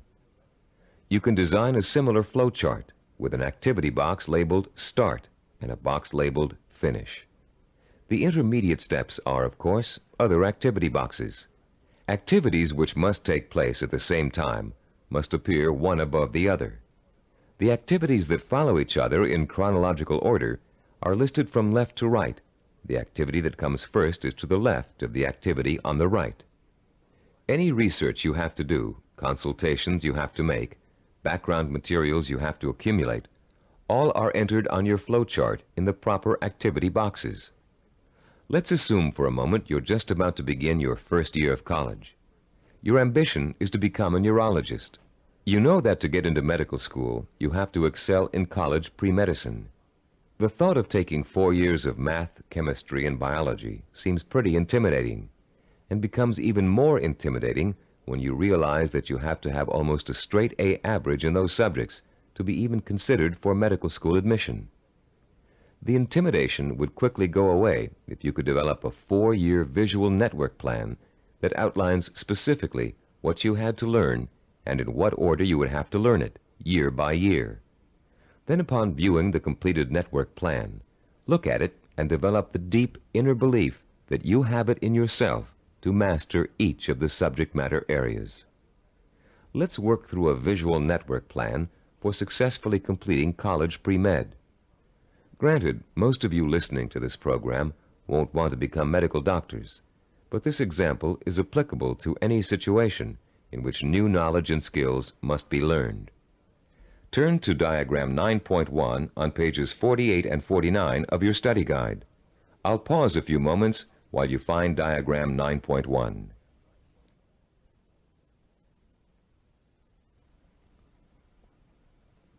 As you can see, there are 3 visual network plans. The first one outlines the chronological steps to becoming a neurologist. We call this a macro plan, with the objective of becoming a neurologist. Below that is the micro plan with the objective to graduate in pre-medicine in 4 years with a minimum 3.5 grade point average. The micro plan is broken down into 2 levels. The first level is visually represented in 2 steps. The Start, labeled number 1, and Graduate with a Bachelor of Science in Pre-Med, labeled number 3. This first level has actually been extracted directly from the macro plan. Now look at page 49 and the Level 2 diagram. As you can see, Level 2 is an expanded version of Level 1. Through the study of the college course catalog and after talking at length with college advisors, you have identified the pre-med requirements and have broken them down into a prerequisite chronological order. This visual network plan then serves as the step-by-step map for completing your pre-med program, the first step in your macro objective of becoming a neurologist. As you look at the visual network plan for completing pre-med, what type of emotions do you experience? Do you feel intimidated at the prospect of excelling in the hard sciences? Do you doubt your ability to learn such difficult subjects and to learn them so well that you finish each course at the top of your class? If you feel intimidated and experience doubt, then you probably won't make it. If you look at the plan and feel deep down inside that with enough effort, study, and application, you can master each of the courses, then you'll probably succeed. The difference, you see, is really not in ability or intelligence.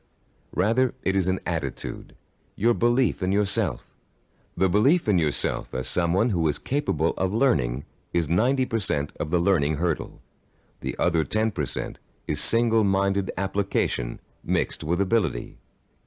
The belief in yourself as someone who has the ability to learn is the second step involved in the self-disciplined achiever's pursuit of goal-related knowledge and skills. Much of your own belief in yourself as someone who is capable of learning complex material may have been educated right out of you in school for a variety of reasons, some of which we explored at the beginning of this session. One major reason for this belief is a vicious cycle people get caught up in early in their learning experience. Take math, for example. Many people have learning blocks when it comes to math. They feel that they just don't have the aptitude to learn complex mathematical concepts. And they can prove this lack of ability to you from their grades and success in math classes. What most of these people lack is not the aptitude for math, but the application of self-discipline. Math requires progressive learning. You have to master one concept before you can go on to the next. If you miss a few steps in between, then it's really easy to get lost. And once you get lost, it's nearly impossible to catch up. To stay on top in math requires a daily effort of study. Most people who enter math because of their lack of self-discipline think that they can get by with a minimum of effort. Most of these people are intelligent. They can get by in most other courses by just coasting. They think they can do the same thing in math, but soon they get behind and can't catch up, and usually do poorly in the course. Then, after such an experience, they label themselves as poor in math. They carry this label with them throughout their lives. This label shades most of their decision-making when it comes to choosing courses of study and careers. Such people will avoid careers that require mathematical understanding because they think they don't have the aptitude. Actually, they probably had and have the aptitude, but not the attitude. Their life's potential was stunted by a false assumption. All they needed was someone to teach them the value and skill of self-disciplined application. Most of the people we studied in the creation of the neuropsychology of self-discipline program were not extra intelligent, but they did have a firm belief in their ability to learn anything and everything. To them, 90% of their ability to learn was their belief in their ability to learn. If you examine your own positive role models, you'll probably discover that few of them test out at genius level on intelligence tests. Most people think that Albert Einstein, for example, was a mathematical genius, when in actuality he flunked his college entrance exams and was a poor student in mathematics. As a youngster, he envisioned himself one evening riding through space on a beam of light. In his imagination, he sensorially experienced the theory of relativity. He knew what it was, but he was not able to explain it to others in a language they could understand. The only language was mathematics. Driven by his vision, he forced himself to learn mathematics. For Einstein, it was a day-by-day struggle, but he finally developed enough mathematical knowledge to simply express his experience mathematically. Einstein's theory of relativity and its mathematical expression ushered in the age of nuclear energy. Another scientist, whom most people attribute genius, was the inventor of the laser, Dr. Theodore Myman. While at Stanford University, he flunked his PhD oral exams and had to take them over again.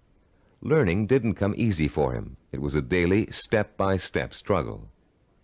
Baseball hitting great and cybervision role model for its baseball neuromuscular training video cassette, Rod Carew, didn't make his high school baseball team because his coach thought he wasn't a good enough hitter. Since then, through thousands of hours of practice, Carew has won 7 American League batting titles and is one of 13 players ever to get more than 3,000 career hits. The list goes on. Famous author, philosopher, and scholar Leon Uris flunked high school English 3 times. Malcolm Forbes, publisher of Forbes magazine, one of the most successful business publications in the world, did not make the staff of his college newspaper. The editor said he lacked the basic skills of reporting and editorial writing. Stephen DeVore, who founded Cybervision, speaks the Finnish language, considered by language experts to be the most difficult language for Western tongues to learn.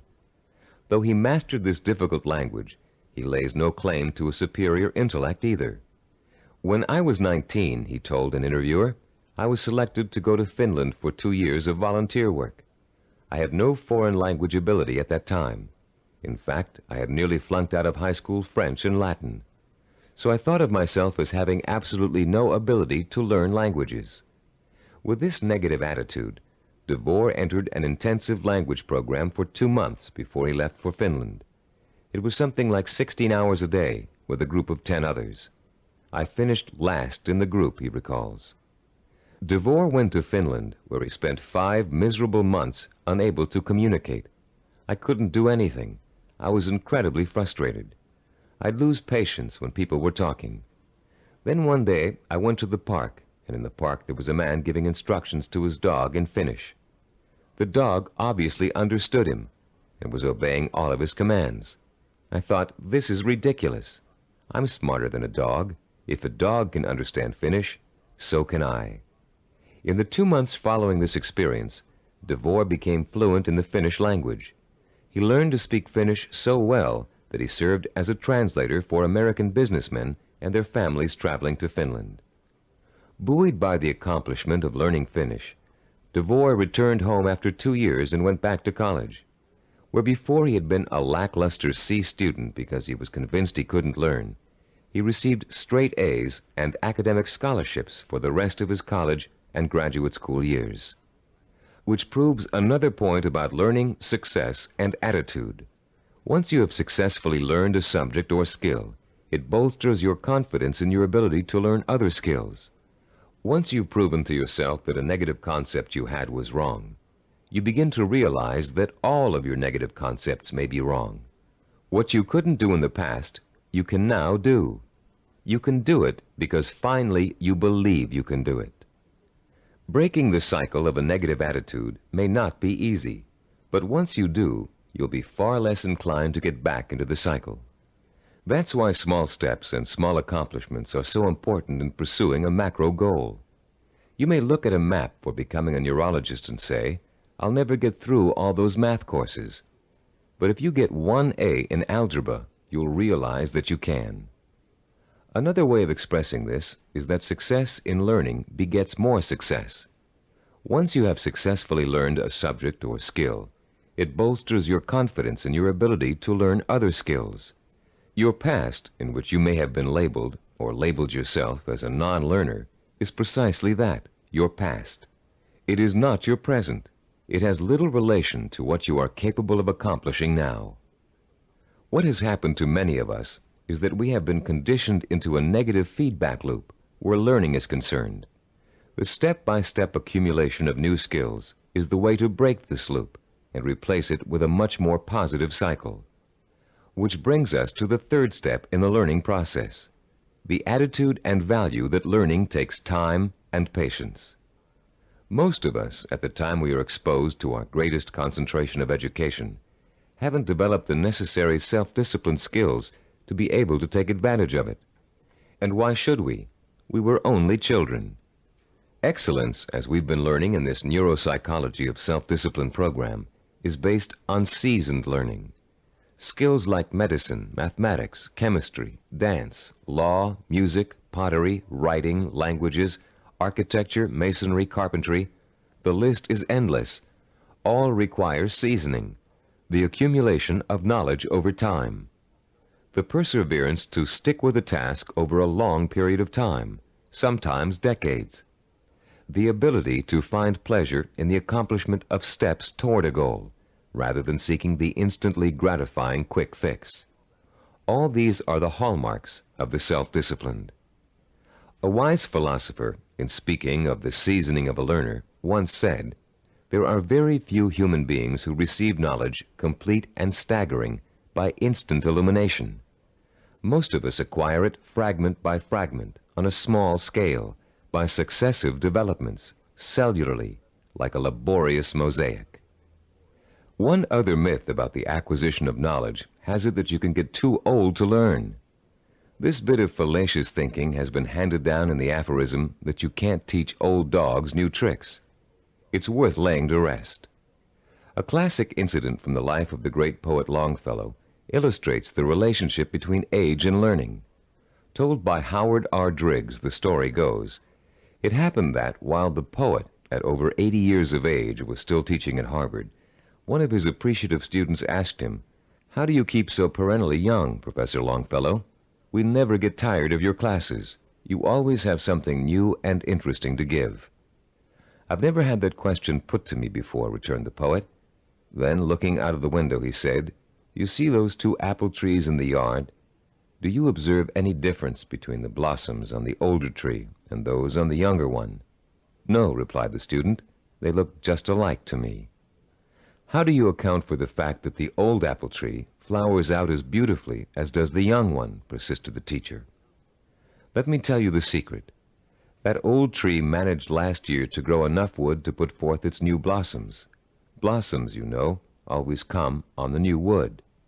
"Oh, I see," said the young man. "To keep young, one must keep growing." "Yes," came the quiet response. Einstein, in his later years, was asked the secret of his ability to learn. His reply also illustrates the point and importance of lifelong learning. Einstein said, "The more I learn, the more I realize I don't know. The more I realize I don't know, the more I want to learn." Age should be no barrier to the acquisition of new knowledge and skills. If you have the self-discipline to see your efforts through, you can learn anything at any age. Let's now discuss the 4th step in the learning process, a set of tried and proven principles that work together as a system to make learning easy. If you'll turn this cassette over now, we'll introduce you to a very simple yet powerful system to learn effectively at any age, whatever the subject area. A recent movie called Educating Rita beautifully illustrates the points we're going to discuss in the remainder of this session. This film is about a working-class Englishwoman who has a dream about becoming educated. The film tells the story of her personal odyssey as she pursues her vision, her dream, in the face of incredible obstacles. She faces at one point or another during the story conflicts with work, with transportation, with her parents, with schedules, with her mentor's desire and ability to teach, with the disdain of other more educated students, and with a husband who wants her to stay home and make babies, not thesis. Through it all, she perseveres, driven by the dream of herself as an educated woman, a woman who can discuss important issues, who can commune with the great thinkers and writers who make up such a rich part of her English heritage. She burns with the fire of her vision, a vision rich in dignity and strength. It's a vision she can hear, smell, taste, touch, and see. The actress, Julie Waters, expresses her character's struggle to change, to improve, to better herself, with such credibility that you can see the woman, Rita, change before your very eyes. There was nothing abstract about Rita's quest for education. Each book she read, each class she took, each time she met with her advisor or participated in a class discussion, was a visible step toward the completion of her goal. It was extraordinarily obvious how closely her vision and her process of learning were interconnected. Sometimes that connection is less obvious. So that's what the remainder of this session will speak to: how to recognize the connection between learning and the successful achievement of your goals. Learning is not simply the rote memorization of useless facts, or even useful facts. Of course, we're all aware that in 1492, Columbus sailed the ocean blue. But what does that have to do with our vision? The same lack of relationship to vision is often true with our attempts to understand abstract principles, as in mathematics, chemistry, or physics. They are very difficult to learn and use if we cannot see the direct applications to our everyday lives, to the pursuit of our purpose and vision. We ask ourselves, how is this going to help me in achieving my vision? Cybervision founder Steve DeVore recalls signing up for a course in statistics when he was attending graduate school. He hadn't taken the prerequisite higher math courses, but had gotten permission from the instructor to take the course anyway. DeVore's instructor, however, issued a dire warning at the beginning. Without those prerequisite courses, DeVore stood a good chance of failing. But forewarned is forearmed, and DeVore found a way to overcome his lack of preparation. The first week of class, he found himself swamped with mathematical concepts that were abstract and confusing. The only way I could make sense out of what was going on, he says, was to take each abstract principle and make it concrete. Instead of talking about X's, Y's, and Z's, I made them into apples and oranges, and I ended up with the second highest grade in the class. I find this concreteness also ties into vision, DeVore continues. Whenever you have to learn something that seems beyond your grasp, remember your vision and why you have to learn it. Then it will seem real and vital, and you'll have an easier time dealing with it. Whatever you have to learn, no matter how abstract or detailed the information, if it's necessary for your vision, then you can embody that information with your vision. Then it becomes something real and vital. You can put a handle on it. You have a reference for it. You've been learning the importance of vision all throughout this program. The sensory-rich, detailed kind of vision you created in Session 6 and are continuing to create on a daily basis. Making those visions concrete, you'll recall, sometimes even involved putting clippings or photographs of a desired goal upon the wall. This kind of work to strengthen vision is also at the heart of learning. As I promised earlier, I'm about to introduce you to a powerfully effective, easy-to-learn method of learning that will carry you through the rest of your life. This four-part learning system is the application of certain principles that reveal themselves in the course of our research with self-disciplined achievers. Learning and applying these principles will enable you to approach any subject matter with confidence and thoroughly learn the material no matter how difficult it might be. We call this system mega learning. We use the word mega to connote power. The power to achieve you acquire through the acquisition and application of knowledge. Let me quickly preview each of the 4 steps and then look at the process in greater detail. First, recognize the need to learn a principle.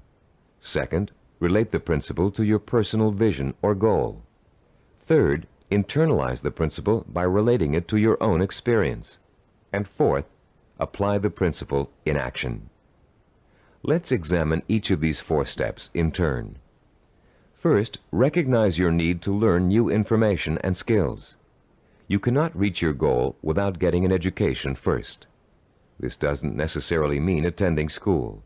It means identifying the key skills and competencies that you must master if you are successfully going to reach your goal. Ask yourself, will I achieve my goal without this knowledge or skill? If your answer is no, then you have a strong motivation for learning. Your learning is now crucial, for without it, your road to achievement is blocked. Learning is a lot easier if you have a specific reason to learn. Once you recognize that you have a need to learn, you've taken the first step toward achieving your goal. Step 2 is simply asking yourself, how can I use this? How will it help me fulfill my vision?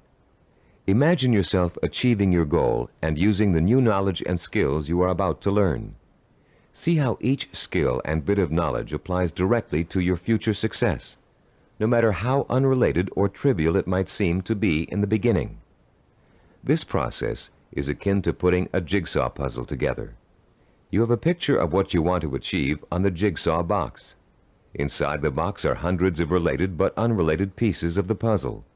You put two pieces together. You pick up a third piece. You toy with it, mentally turning it over, looking at its edges, its contours, its unique characteristics, looking at the ways it might fit into the whole picture.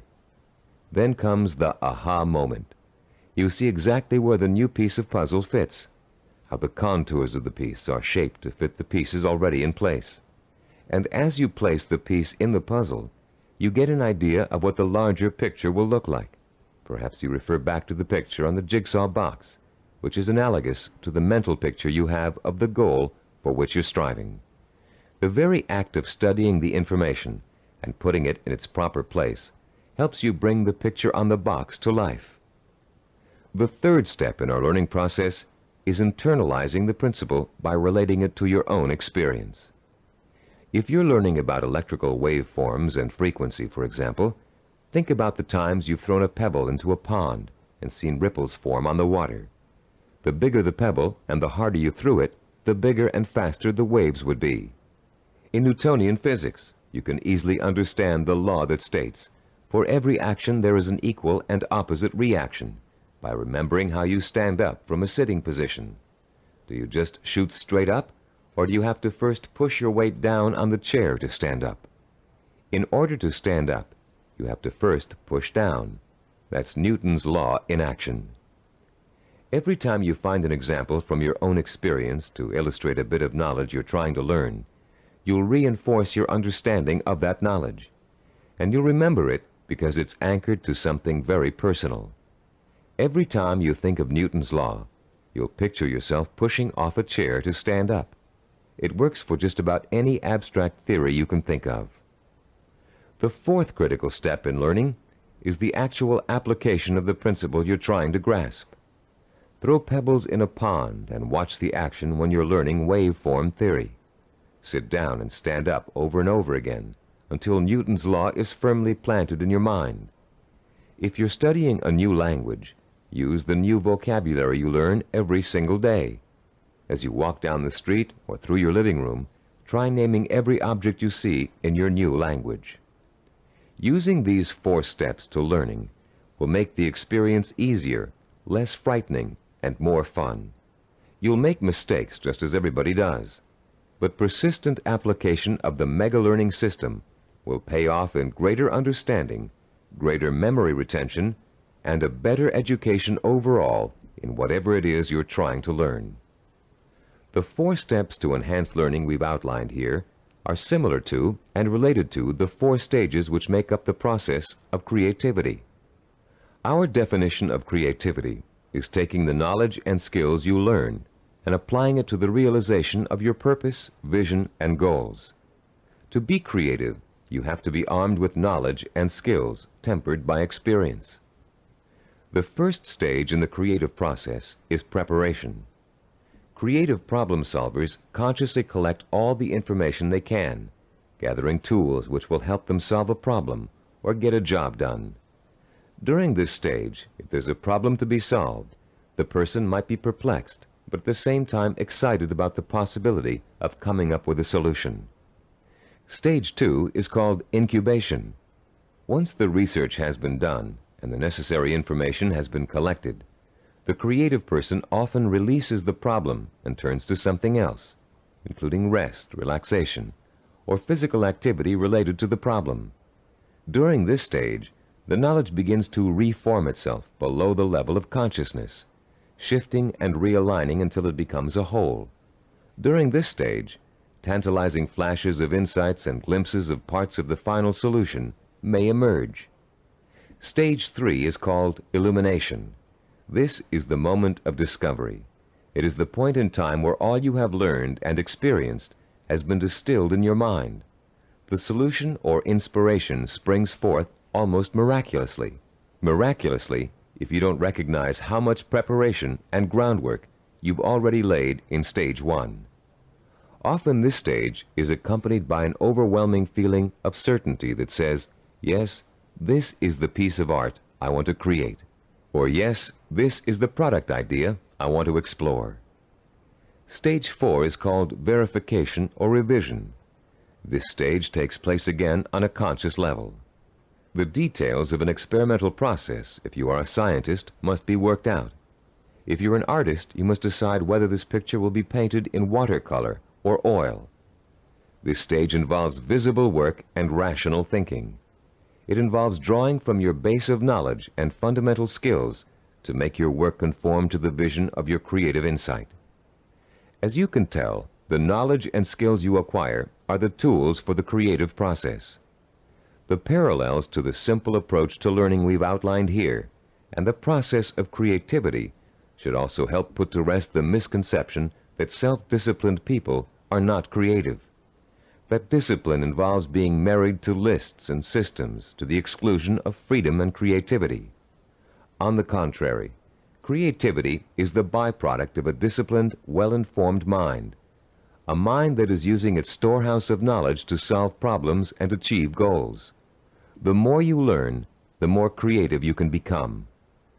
If your heart is set on becoming a professional musician, you can hardly be expected to know how to compose a symphony until you've become an expert in reading music and have studied music history. If you want to become a heart surgeon, you can't expect to pioneer new techniques in heart surgery until you've thoroughly mastered all the existing techniques. If you want to start a business, you must first study how other businesses are run, and then make your own decisions about how your company will work. If the realization of your vision requires the mastery of new knowledge and skills, I hope that learning will now be a stepping stone rather than a barrier to the creative realization of your goals. In our next and last session, you'll learn how to develop the twin pillars of the self-disciplined character, persistence and perseverance. And you'll be well equipped to begin your long and fruitful journey towards the goal you've chosen as your most important ambition. I'd like to begin this final session with two true stories that illustrate the value of persistence and perseverance in any of life's endeavors. The first story is about a mountain climber named Don Bennett. After successfully scaling 14,000-foot Mount Rainier, one of the highest mountains and most difficult climbs in the United States, Don Bennett was interviewed about the experience by a local reporter. "How did you do it?" the reporter wanted to know. "How did you keep going for 14,000 feet and not giving up?" Bennett thought for a moment before answering. Then he spoke slowly, trying to get the reporter to understand the mental process that led him to the peak of that mountain. "Starting months before the climb," Bennett said, "I created a vision of myself at the top of the mountain.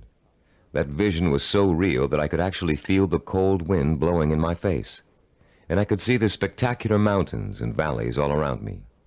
I saw and felt this vision 100 times a day. It inspired me. It motivated me. It kindled my determination to see the climb through to the end. During the climb itself," he continued, "I drew upon my vision for inspiration.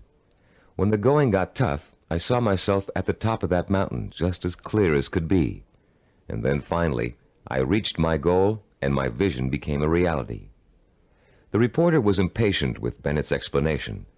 Yeah, he said, "I've heard all that vision stuff before. But that doesn't explain how you did it.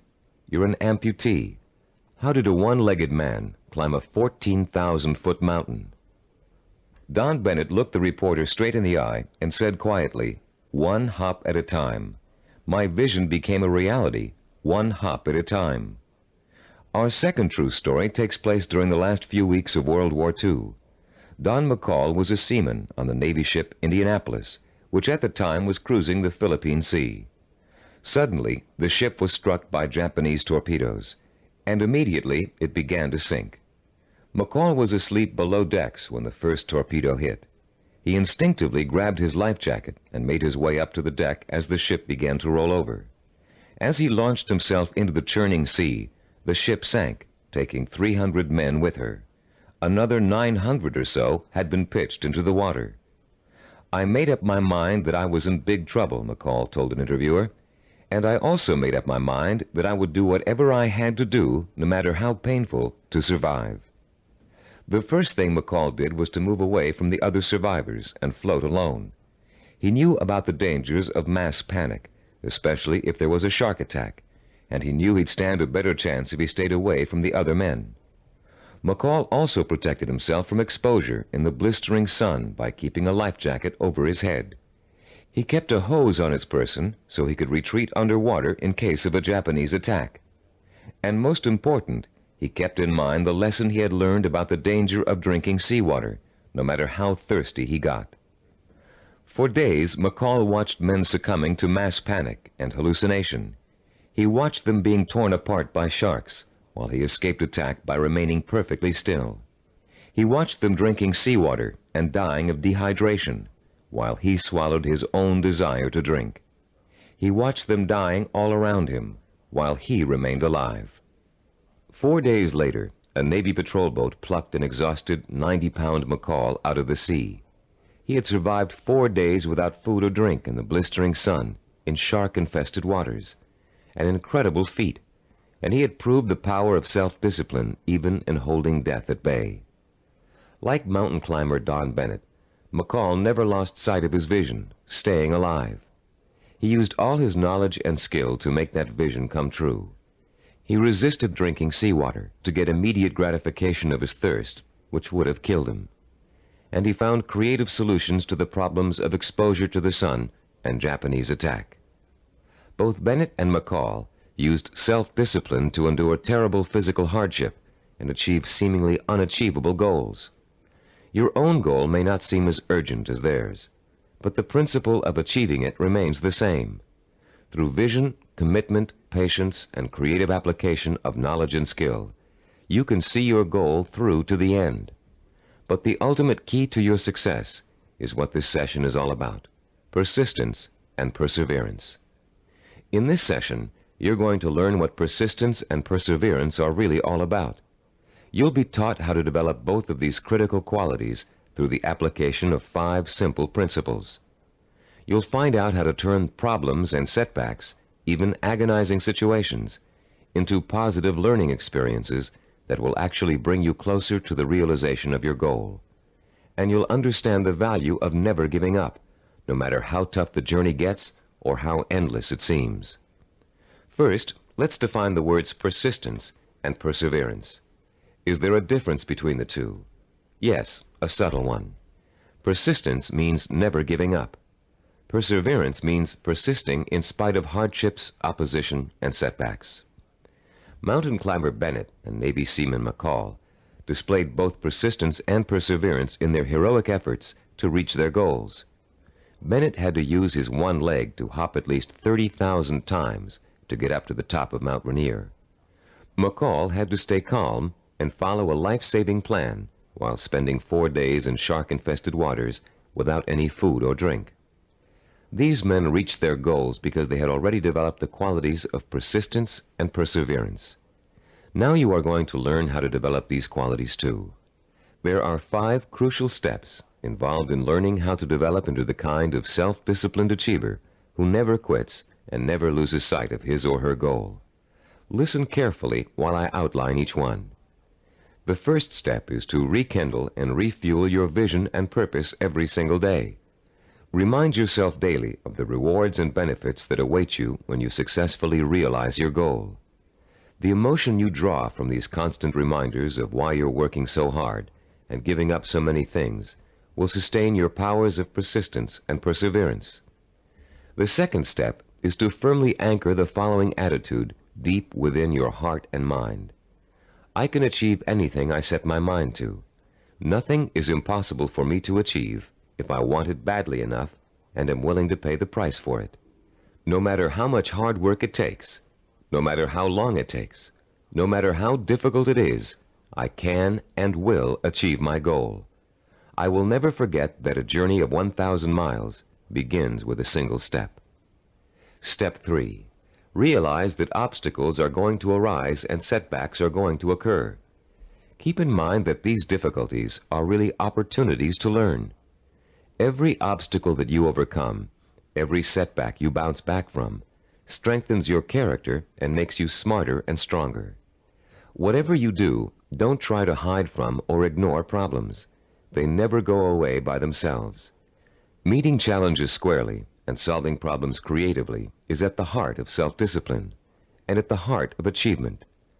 As Benjamin Franklin said, those things that hurt instruct. When your progress seems blocked, it means that it's time to increase your knowledge and look for creative solutions. This is the fourth step in developing persistence and perseverance. You may be doing the wrong things for the right reasons, and now is the time to find out. Start experimenting with taking different paths to your destination. But whatever you do, don't quit. Most people quit when things don't work out as they planned, or when they realize how much hard work they're going to have to do. Remember, a failure is someone who has not learned from his mistakes. Step 5. Turn your work into fun. Make what you have to do into something you want to do. Working towards a lifelong goal shouldn't feel like a sacrifice, because that goal is what you want more than anything in the world. If you follow these 5 steps faithfully, your long road to success will turn into an exciting journey of knowledge, discovery, challenge, and reward. And for as long as you feel you're making progress, even hard work and minor interferences won't shake you from your purpose. The real problem arises when a major setback occurs, especially if it's unforeseen. A seemingly insurmountable obstacle is often enough to make even the most determined achiever decide that the fight simply isn't worth it. Setbacks make people give up just at the point when they should not. How can you deal successfully with setbacks? How can you learn not to feel like a failure when it suddenly seems that all of your hard work may have been for nothing? There are 5 ways you can turn every setback you encounter into a learning experience, one that will leave you stronger and wiser and more determined than ever to keep working toward your goal. Listen carefully while I outline each one in turn. First, never try to ignore a problem or handicap. Deal with your problems directly. Don't avoid them or try to hide from them. If you want to start a business but can't find people to back you up financially, that doesn't give you the right to plunge into your project with no capital and a lot of ideas for spending money. If you want to become a doctor but don't have the grades to get into medical school, it won't help you to start applying to schools you know you can't get into. When you have a problem, study it from all angles and try to determine the best way to proceed. Which brings us to our second point. Don't blame other people for your setbacks, and don't chalk it up to bad luck. You make your own luck in this life, and you have to solve your own problems. Learn to tackle them head on, being as realistic as possible and as level-headed as possible. Mentors can often provide a great deal of help in a bad situation. Try acting as if you are your own mentor. What would he or she do in your situation? Or what has he or she already done to overcome an obstacle similar to yours? Third, continually strive to strengthen your qualities of self-discipline. Setbacks often occur because of weaknesses in certain areas. Try to turn those weaknesses into strengths. Be your own severest critic, but not your own worst enemy. Don't tell yourself, I failed. Tell yourself, I slipped, but I'm going to pick myself up and go on. Fourth, in almost every setback, there's a seed of opportunity, a silver lining, if you will. Find it and use it. You may find yourself taking a slightly different path to achieving your goal than you first imagined, but you'll get there just the same. Take the new path and see where it leads you. Following this philosophy helps take the emotional sting out of setbacks and is a good antidote for discouragement, and it's a healthier way to react to a bad situation than deciding to give up. Fifth, always remember that no matter how difficult a problem is, or how insurmountable it seems, there's always a solution. A problem is only really a problem if you think you can't solve it. If you take the attitude that every problem has a solution, and you approach your problem with an open and creative mind, you'll find that solution. A young woman we know named Carol Napier was faced with and managed to overcome the kind of setbacks that might make anybody want to give up. Her story is so inspiring that we'd like to end this session with her example of what it's like to be a self-disciplined achiever who never quits no matter what. At 26, Carol had a degree in marketing and a good job as a marketing assistant, with an eye to moving up in the company she worked for as soon as there was an opening for a higher position. Carol had diabetes, diagnosed when she was 12, but had always been able to keep it under control with insulin shots, and had always lived a perfectly normal, relatively healthy life. In the spring of Carol's 26th year, she began having trouble with her eyes. Doctors told her that her diabetes was causing her to slowly lose her eyesight. At first, Carol refused to believe it, but when she began having trouble driving, she realized the doctors were right, and she would have to re-evaluate her job and her purpose in life to deal with the problem of approaching blindness. But before Carol could come up with a solution to that problem, her kidneys also began to fail. Ultimately, she needed a kidney transplant, which was done successfully when she turned 27. Everything seemed to be going fine when a sudden episode of insulin shock left Carol paralyzed from the waist down. Carol recalls wanting to quit then and there. At that point, I just wanted to go to sleep and never wake up. The depression got so bad that I realized I couldn't go on this way. I only had one choice, and that was to get myself out of this. Slowly, Carol regained her strength, learning to walk again with the aid of physical therapy. She rewarded herself for her progress by making a trip across the country alone to visit her parents for Thanksgiving. A trip friends tried to dissuade her from taking, but which proved to Carol that she could still make it on her own. Today, Carol is attending college, studying for a master's degree in rehabilitative education. She has decided to spend the rest of her life helping people face and overcome problems like hers. She is completely blind and still walks with a cane, but that has not stopped her from pursuing a goal many healthy people would find difficult to achieve. The key to reaching any goal is to develop the strength of character that makes you refuse to give up, no matter how bad things look. The most amazing thing about persistence and perseverance is that they make it almost impossible for you not to succeed in your endeavors.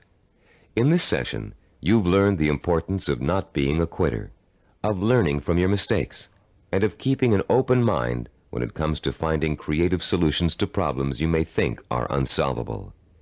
In the next session, we're going to review everything you've learned in the Neuropsychology of Self-Discipline program and give you some tips for developing the lifelong habit of self-discipline. We're now coming to the end of the Neuropsychology of Self-Discipline, and now is a good time to reflect on what you've learned and how far you've come. It's also a good time to start thinking about how you're going to maintain and develop your self-disciplined character for the rest of your life, because the process of becoming an achiever never really ends. In the years to come, you'll find yourself learning from trial and error, from accomplishments, from setbacks, from disappointments, from rewards, from the feeling of satisfaction you get when a job has been well done. The more you achieve, the more you'll learn one of the greatest secrets of achievement. Success breeds success. Every small step you take on the road to your goal will make it easier to take the next step. And once you've achieved your goal, you'll probably find that there's another goal you want to achieve. Along the way, you'll delight in the process of watching yourself in action, making corrections in your methods and strategies as you strive toward your ultimate goal and the hundreds of smaller goals you will successfully reach on the way. Let's talk about the milestones you've already passed. In Session 1, which you listened to some time ago, you uncovered the master key to your highest potential, self-discipline. We define self-discipline as the ability to work systematically and progressively toward a goal, to become positively obsessed with that goal, and to let that obsession lead you to accomplishment. We talked about the problems caused by lack of self-discipline.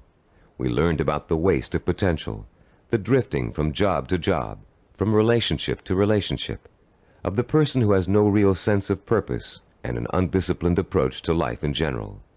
We also talked about the problems of wanting immediate gratification and how that always leads to failure because it means refusing to pay for success with hard work. There is no other way to be successful except through hard work. The words pay for shouldn't bother you. All accomplishments come with a price tag, just like something you might want to buy. And just as you will save for an item you really want to buy, cutting your budget and making financial sacrifices, you should also be willing to make sacrifices in order to reach your goal. You may have to give up time, recreational activities, other priorities in your life. But it won't be difficult to do, because reaching your goal will become a more important source of pleasure. In Session 2, you were introduced to the 10 characteristics of the self-disciplined achiever. These characteristics served as a model against which you could compare your own strengths and weaknesses. Let's review them quickly now, to refresh your memory and see how far you've come in absorbing the principles of this program. First, self-disciplined achievers have a strong sense of purpose. They have a cause or direction to which they have chosen to dedicate their lives. This cause gives them meaning in their lives and a reason to exist. Second, the self-disciplined seek out positive role models, called mentors, to teach them how to best approach their goal and overcome setbacks and obstacles along the way. Third, self-disciplined achievers use sensory images to provoke the kind of emotion that keeps them working toward their goal for as long as it takes to achieve it. Fourth, those possessing an iron will dwell on the fulfillment of their vision rather than on fear and failure. They have a positive attitude toward themselves and their goal and refuse to let setbacks get them down. Fifth, the self-disciplined achiever has a deep-rooted belief in his or her ability to achieve. This "I know I can do it" attitude is nurtured by their study of mentors and their realization that the only thing that stands between themselves and their goals is hard work and self-discipline. Sixth, self-disciplined achievers have the ability to plan and organize. They know that a goal can never successfully be reached in a haphazard way. They understand that they must map out a blueprint for success if they are ever to realize their highest ambitions.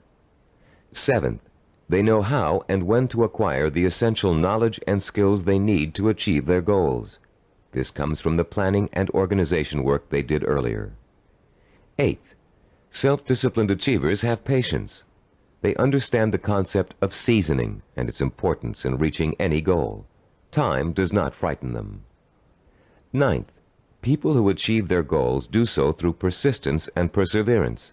They are stubborn in their efforts to achieve, and they never give up. 10th, self-disciplined achievers have a mature attitude toward pleasure. Rather than seeking any diversion that will temporarily make them feel better, they take the most pleasure in doing the work that will help them achieve their goal. How many of these 10 characteristics did you remember?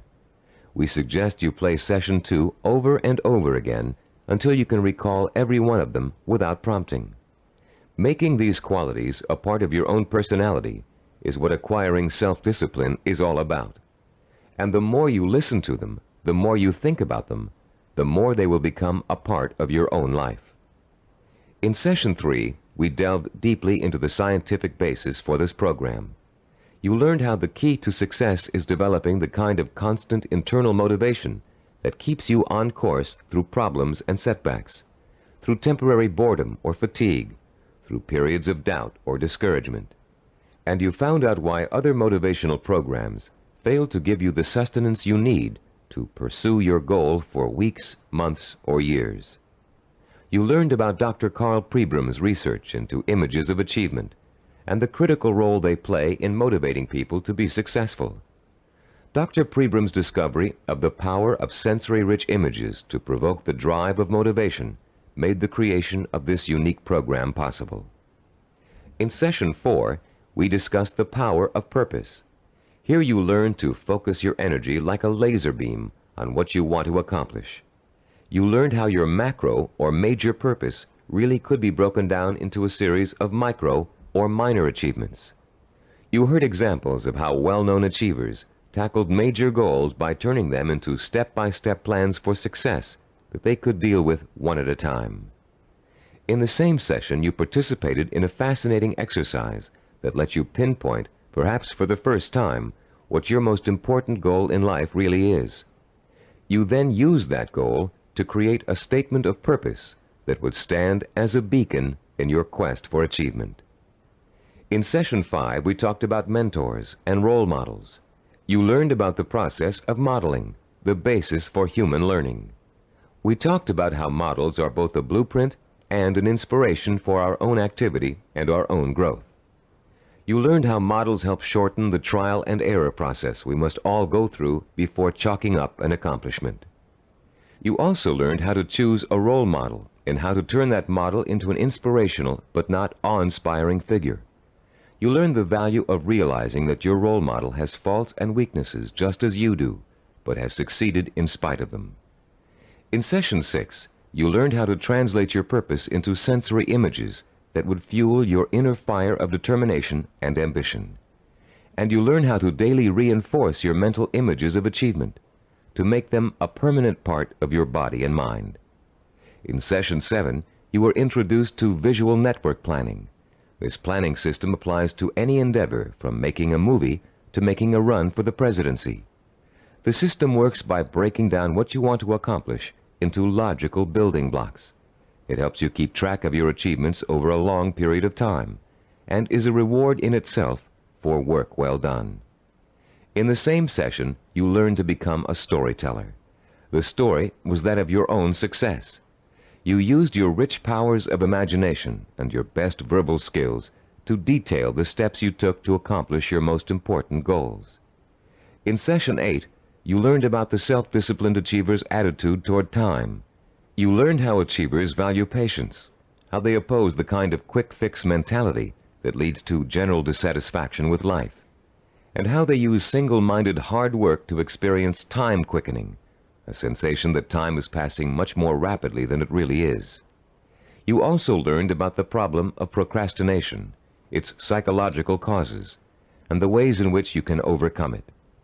You learned why it is considered the single most important cause of failure, and why it's so important for you to develop a do-it-now attitude before you try to do anything else. In Session 9, you learned how to plan to acquire the knowledge and skills you need in order to achieve your goals. You were introduced to the concept of mega-learning, a powerful four-step system that enables you to master any subject, no matter how difficult or complex. You also learned how knowledge is the building block of creativity. You were introduced to a four-step process that lets you creatively channel your knowledge toward the kind of action that will help you achieve your goals. And you learned that your belief in your ability to learn is 90% of the learning process. Finally, in Session 10, you learned how to develop the powers of persistence and perseverance, the critical characteristics that will see you through to the successful completion of your vision and purpose, no matter how long it takes or how difficult it is. You heard several inspiring stories about people who persevered and achieved their goals through extreme hardship and even physical danger. And now, as we come to the conclusion of this program, I'd like to point out that acquiring self-discipline is a never-ending process. There won't come a day when you wake up in the morning and say, "Yes, I'm finally self-disciplined now.